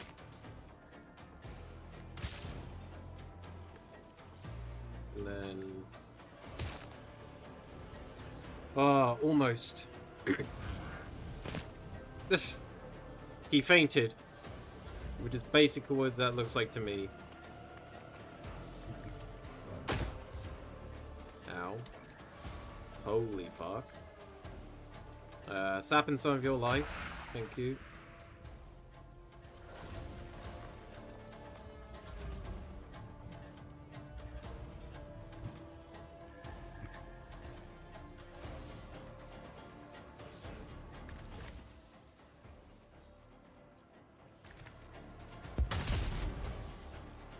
Head injured.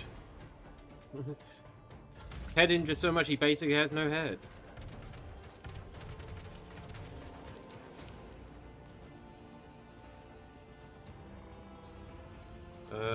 Right.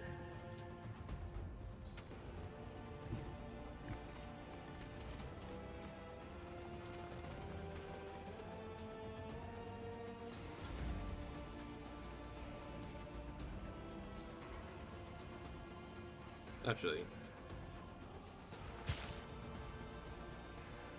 End combat.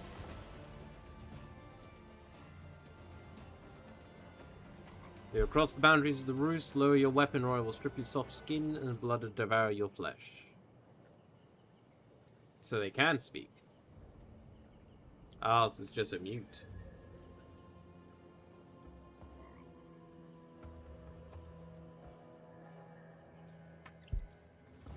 Dozens of gleaming eyes watch you.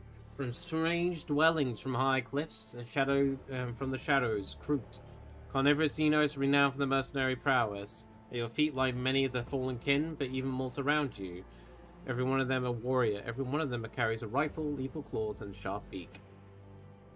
The Kroot alongside whom you've just fought eyes you viciously, then glances at the beast in the cage. The fury of the Xenos gaze slowly fades. Odvaka, you heard my words. You saved Gruktar. I will forget that you trespassed in the roost. The kin band will not tear you apart. For now. The group falls silent until speak in your direction. You, reek of the inedible, an exile of the vain. To walk into the roost bearing such a stench without fear, you must be a strong warrior or a fool. See all the swamp mutants that speak of the Maris Portum. Koch. When the vein grows strong, Autvaka will have no time for foolish names. They will tremble at the mere mention of the bog beast. Epion swiftly makes several notes a day, Slate entirely unfazed by the dozens of eyes fixed upon her. Fascinating. An aggressive xeno species operating in lower height sectors. How did they go unnoticed for so long? So, sigil, threaten, raise weapon. I helped you, raise your hand. Time for words of soft skins has passed. Now we speak the language of strength. To defend the vein from invaders, to survive. Flesh Shaper. Take my brother's words as you would a storm, soft skin. He walks the path of blood and battle, and you would come at a difficult time. A stately Kroot wearing a helm fashioned from fish skulls speaks up. I am Urhik Tyke, Flesh Shaper of the Tyke vein. Kroak Tyke is the War Shaper. He is the strongest among us, but he does not trust outsiders. Even so, the Tyke vein is grateful for your aid against those maddened by of my blood. They lost their connection to the roots. They can no longer hear the commands of the Shapers, and now their flesh will rot, their strands will decay. Today man sees the roost. I sense it in the air, and in the blood that was spilt. It was a warning. One of the Tyke vein will heed. Soft-skinned flesh defiles our roosts. Hear my word, you of my blood. From this moment forth, the vein is forbidden from consuming human flesh. It is time to leave this roost, choked with the stench of the rotting sea. It is time to move once more, through the tunnels to new lands in search of better prey and new strands. Brother, has your Gothlak claimed your mine? It was you who said that we, the Vein, must feed on strong Autvaka. And you were right. The weak warriors have grown strong. The strong have grown ferocious. But the kin band's ferocity is not a curse of the roots. It is a sign that our warriors' bodies strive to harness the strands of the soft skin. The strong will survive, the weak will nourish the kin band. So it has always been. This is the way of the leaves fall. Remove your prohibition before it's too late. What is an Autvaka? I'm guessing it's us. That's what we call soft skins like you. A single strike and done. But you are different. Though your body is fragile, I sent the spirit of a hunter in you. That is why you survived the slaughter. That is why the Vein still listens to you. Soft skins, frail-bodied, like your pack. Fruit pauses for a moment in thought. Humans, yes. Does this mean no one else here intends to attack me and we can talk now? As I said, the Vein will forget that you trespassed the roots. You helped, you survived. Now stay out of the way. My brother and I have matters to discuss. Oh, fuck. I did not mean to skip twice. Addresses his brother, quills bristling menacingly. I say the Vein must remain here and continue to absorb strong flesh. Better to fall in battle against the Autvaka than let those of my own blood slowly rot from hunger in the tunnels again. Even before the battle, we both saw it. The ancient root is breaking through in one of our warriors. That means the time has come. We will conduct the awakening ritual, help him remember, and then he will judge our dispute. Until then, the Vein will not move. One more mistake, and we will have nothing more than decaying leaves beneath the feet of outsiders. The Vein is about to witness the awakening of the Great Root, which will mend the woes of these times. I must prepare for the ritual. You may remain in the roost until then. The rabid ones are gone. No one will strip the flesh from your pack. That is my decree. But remember this, when the Awakened One emerges, you will leave the roost forever. Thus speaks Flesh Shaper Orith Tyke.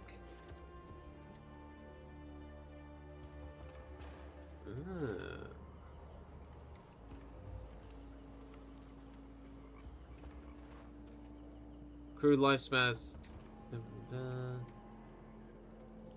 Some goods here.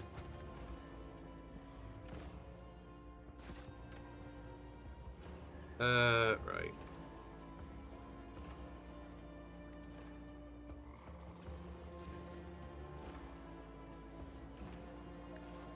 Let's get you fixed up quick. Select all characters.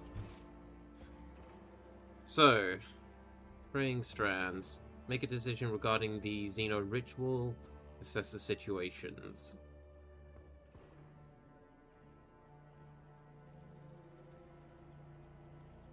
Okay, and then our journal.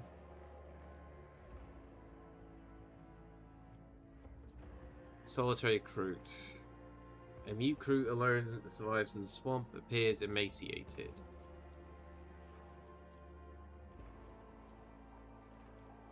Just cut some meat. That's the War Shaper.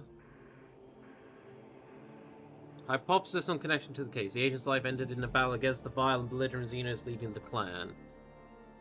I don't think that's necessarily how that is done yet, but could be. So crews come to madness leading a bloody massacre.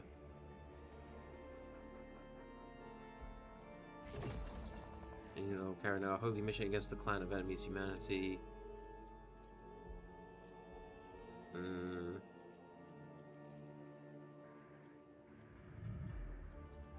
I don't think it's quite as cut and dry with that.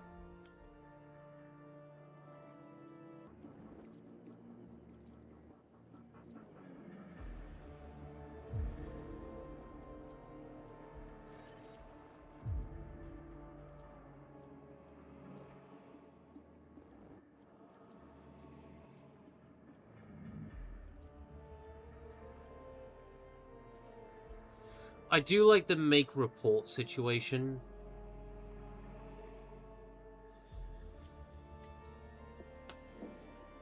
Is whatever we decide to report will very much determine what happens to the majority. See if you have anything more to say. First, the Battle of Lone Eye, and then those Blood and Wet Man, and now another outsider sniffing around. Who is Lone Eye?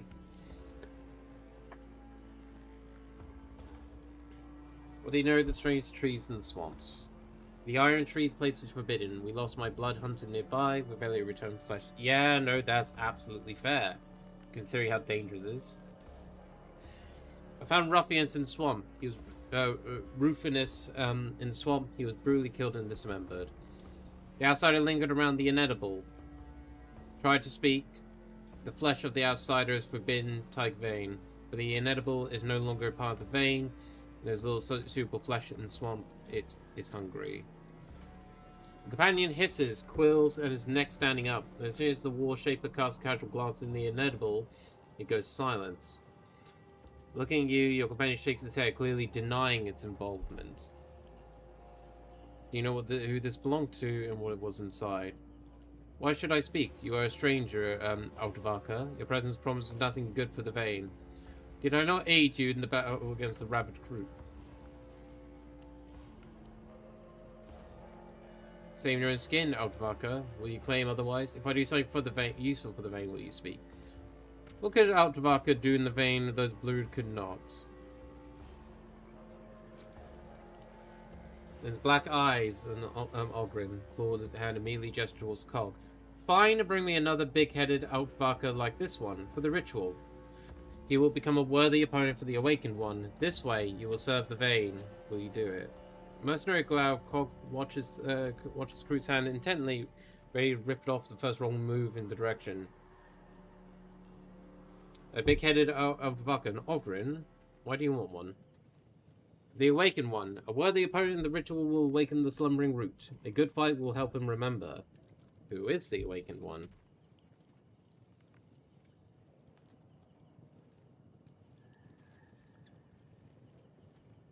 A great warrior. One whose strands descend from heroes of the past. From the day he came to be, my brother and I knew. We sensed it.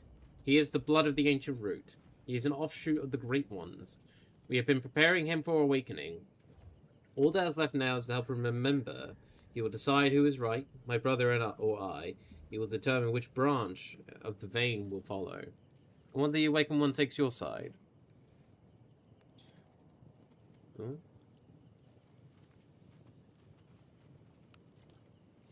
We will continue hunting these grounds. Even the man has overcome some of my blood. The rest, the strongest, will adapt. It is sacrifice necessary for the vein survival. I'll see what I can do, but I promise nothing. Tell me about the inevitable. Oh, fuck you. Sign respect, a gift to the hunter of the vein. I want to learn more about your clan, your vein. Yeah, whatever, okay.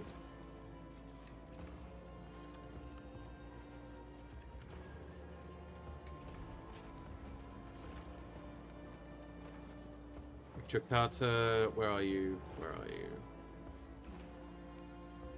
Zero looks lost, his quills flattened. Noticing you, sweeps his beak from side to side, inhaling the air, black eyes lingering on your weapon.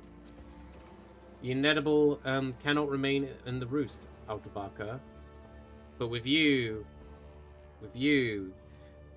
Scrat wishes to trade. Scrat needs help. Who is Scrat? I am Scrat. Scrat has lost his mate. What assistance do you require? Scrat's mate has vanished. She did not return from the reconnaissance. If you find Ukata and tell me, Scrat will trade. You like weapons. Aldvaka, you reek of death. Scrat will give you for the hunt. Where did she disappear? Ukata went to Croaka's kin band on reconnaissance. None returned, none but Croak. Croak said the swamp took them all. Why are you not searching for her yourself? Scrat went, Scrat searched, Scrat could not find her. But now the Shapers forbid. After the massacre, few of my brood remain. And it is a dangerous place to wander alone. Scrat cannot disobey, the vein is above all. Flesh Shaper Iritak went to the swamp after Ukata vanished. Scrat believes he went seeking Ukata and the scouts, but he returned alone. Scrat did not ask. It was clear to Scrat that the Shaper did not find Ukata. What if she already perished? If so, then Scrat must consume her flesh. Many good cuts. Ukata was a fierce huntress. Took prey's head in a single strike. Girl, I'll search for you, mate. The War Shaper said you gifted him the ring he wears on his quills. Where did you obtain it?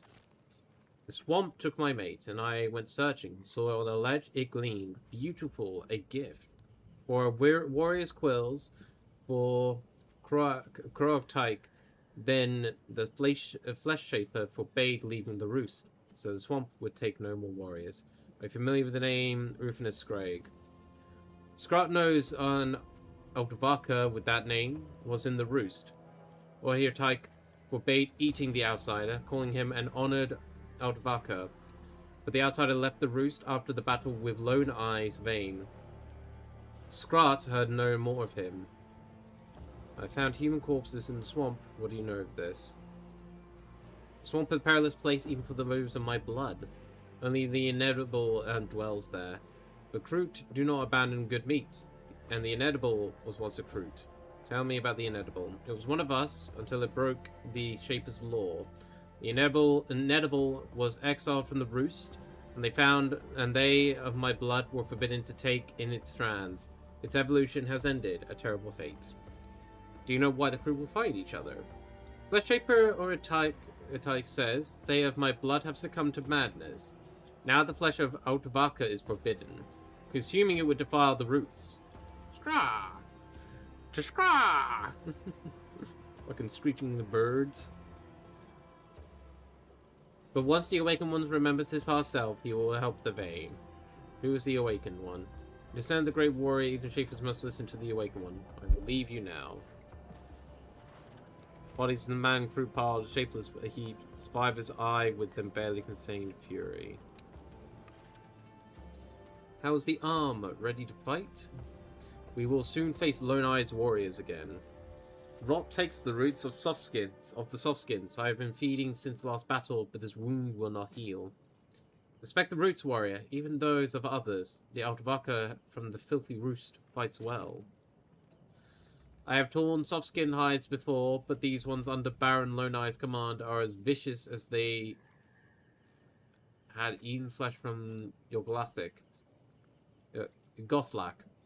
No one in these hunting grounds fights as fiercely as they. So the Baron is Lone-Eye. Lone-Eye must have given them stronger strands, or something else. No matter, there will be more battles. Heal up, we will return for you.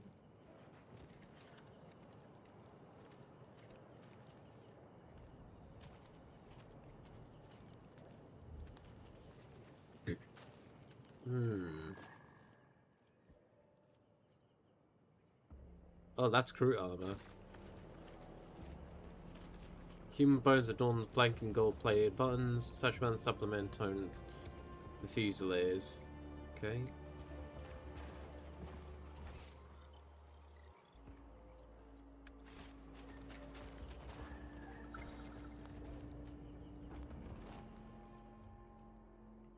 Swamp picked.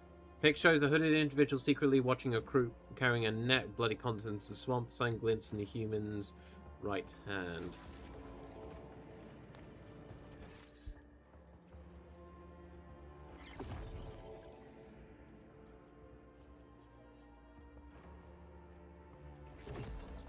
Human hooded, identification impossible. Silver ring glints on the right hand. Kroot Warshaper, 87% similarity. Kroot Hunter Shrat, 73 similarity. Kroot Outcast, Kroot 13%. Okay, interesting.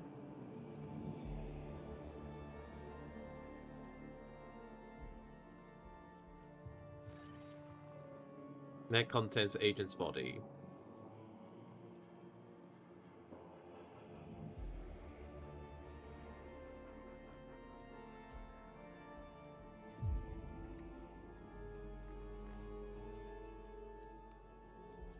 Baron Lone-Eye. Gangs fights with twice the velocity of other members of the Denizen. Signet ring. Offering to the Warshaper from the Clan Hunters.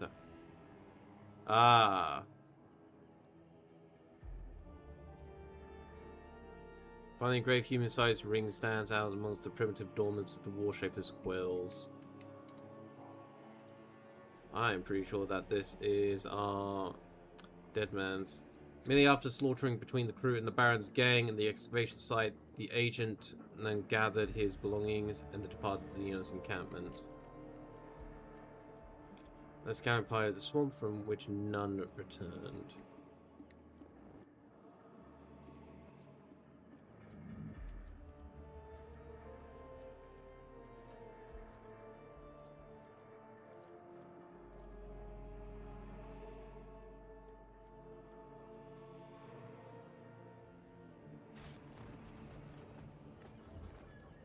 Okay, we are now back on top side here.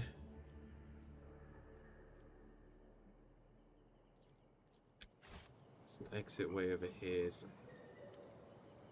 see where this quickly leads us.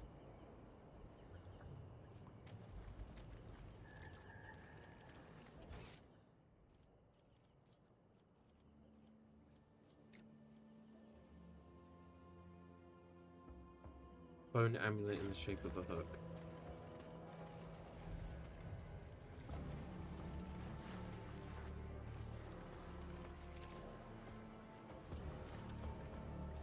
Crew crosses his arms, abruptly looking at the way of the swamp. After that, it nods and begins searching for a place to rest.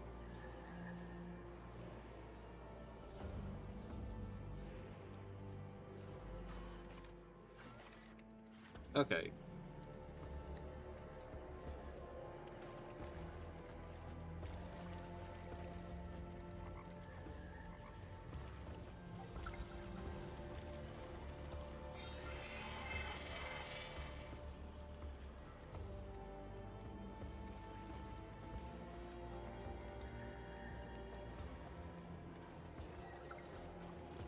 Follow these footsteps quick. Further trajectory is impossible, that's fine. We've still got this area we can explore.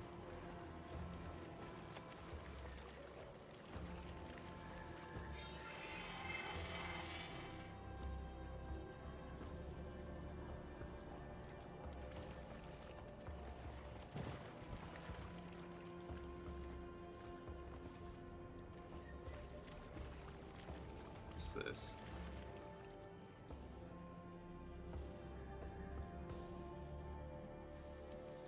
Oh, that was it was that thing from earlier.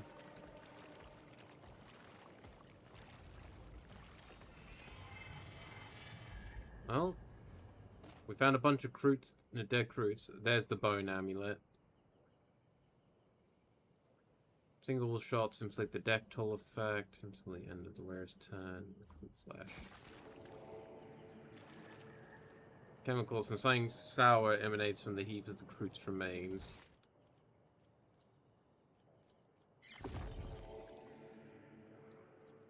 A faint acidic odor, chem solvents, and stagnant urine emanates from the remains. The slain crew were under the influence of... Yeah, no, that's... In all honesty, I'm pretty sure that is indeed the answer.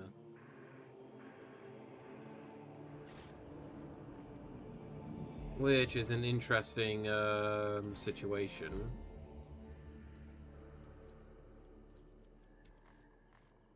Realistically,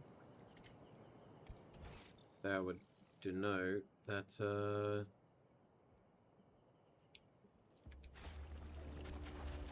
old lone eye is involved somehow.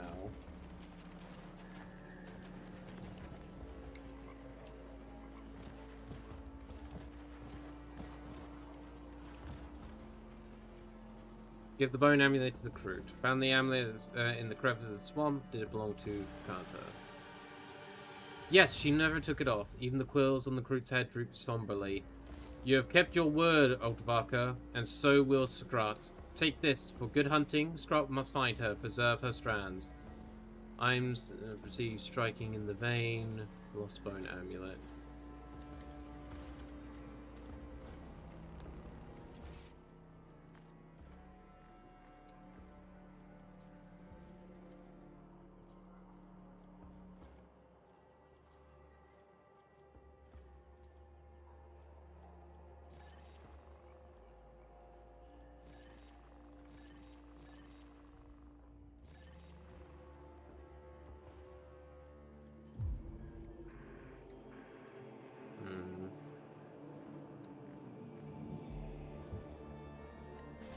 Okay.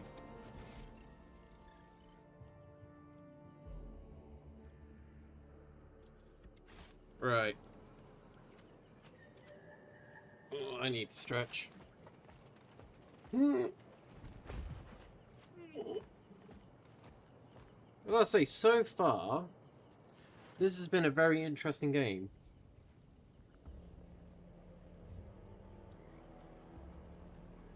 Are you by any chance the inedible your kin spoke of?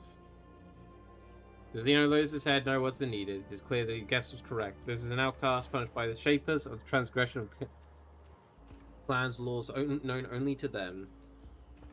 Can you try this meat? Xeno hits it sharply, jerks away. A clear gesture of an unequivocal refusal. Interesting. Why did your kin exile you to the swamp? In response to Xenos begin gesticulating wildly, struggling to compensate for the lack of speech, the crew makes every effort to convey the silent explanation. And at last, it clicks. The Xenos were exiled from the clan for consuming forbidden flesh, a grave crime amongst the Xenos. Alright, let's move on.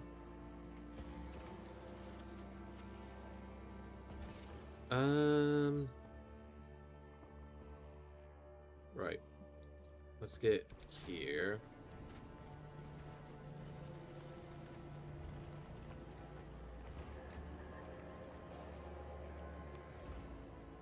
I'm gonna save. There we go. And that is, I think, where I'm going to leave it for the time being. Because I can feel myself shrimping, and this has been a good introductory look into this. And overall, I had a lot of fun. Definitely going to probably be doing this in my own time as well. And I might stream this again this week. I'm not sure yet, but we will see. But we are going to be raiding the lovely Azra Fox. They are currently doing a kind of fireside chat with the lovely Meowny Momo. And they have an Xmas giveaway. So let's go over there, give them all of our love and support. I will be back again tomorrow with Dark Tide, with the lovely with Nomad, my amazing moderator, and anyone else I can get my hands on. If no one else is available there, if anyone wishes to join us on during the stream, please feel free to do so. Yeah, I hope you all have a lovely rest of your day, evening, and night, wherever you are in the world. Sweet dreams when you get to sleep. And until next time, stay cute, everyone. Bye-bye!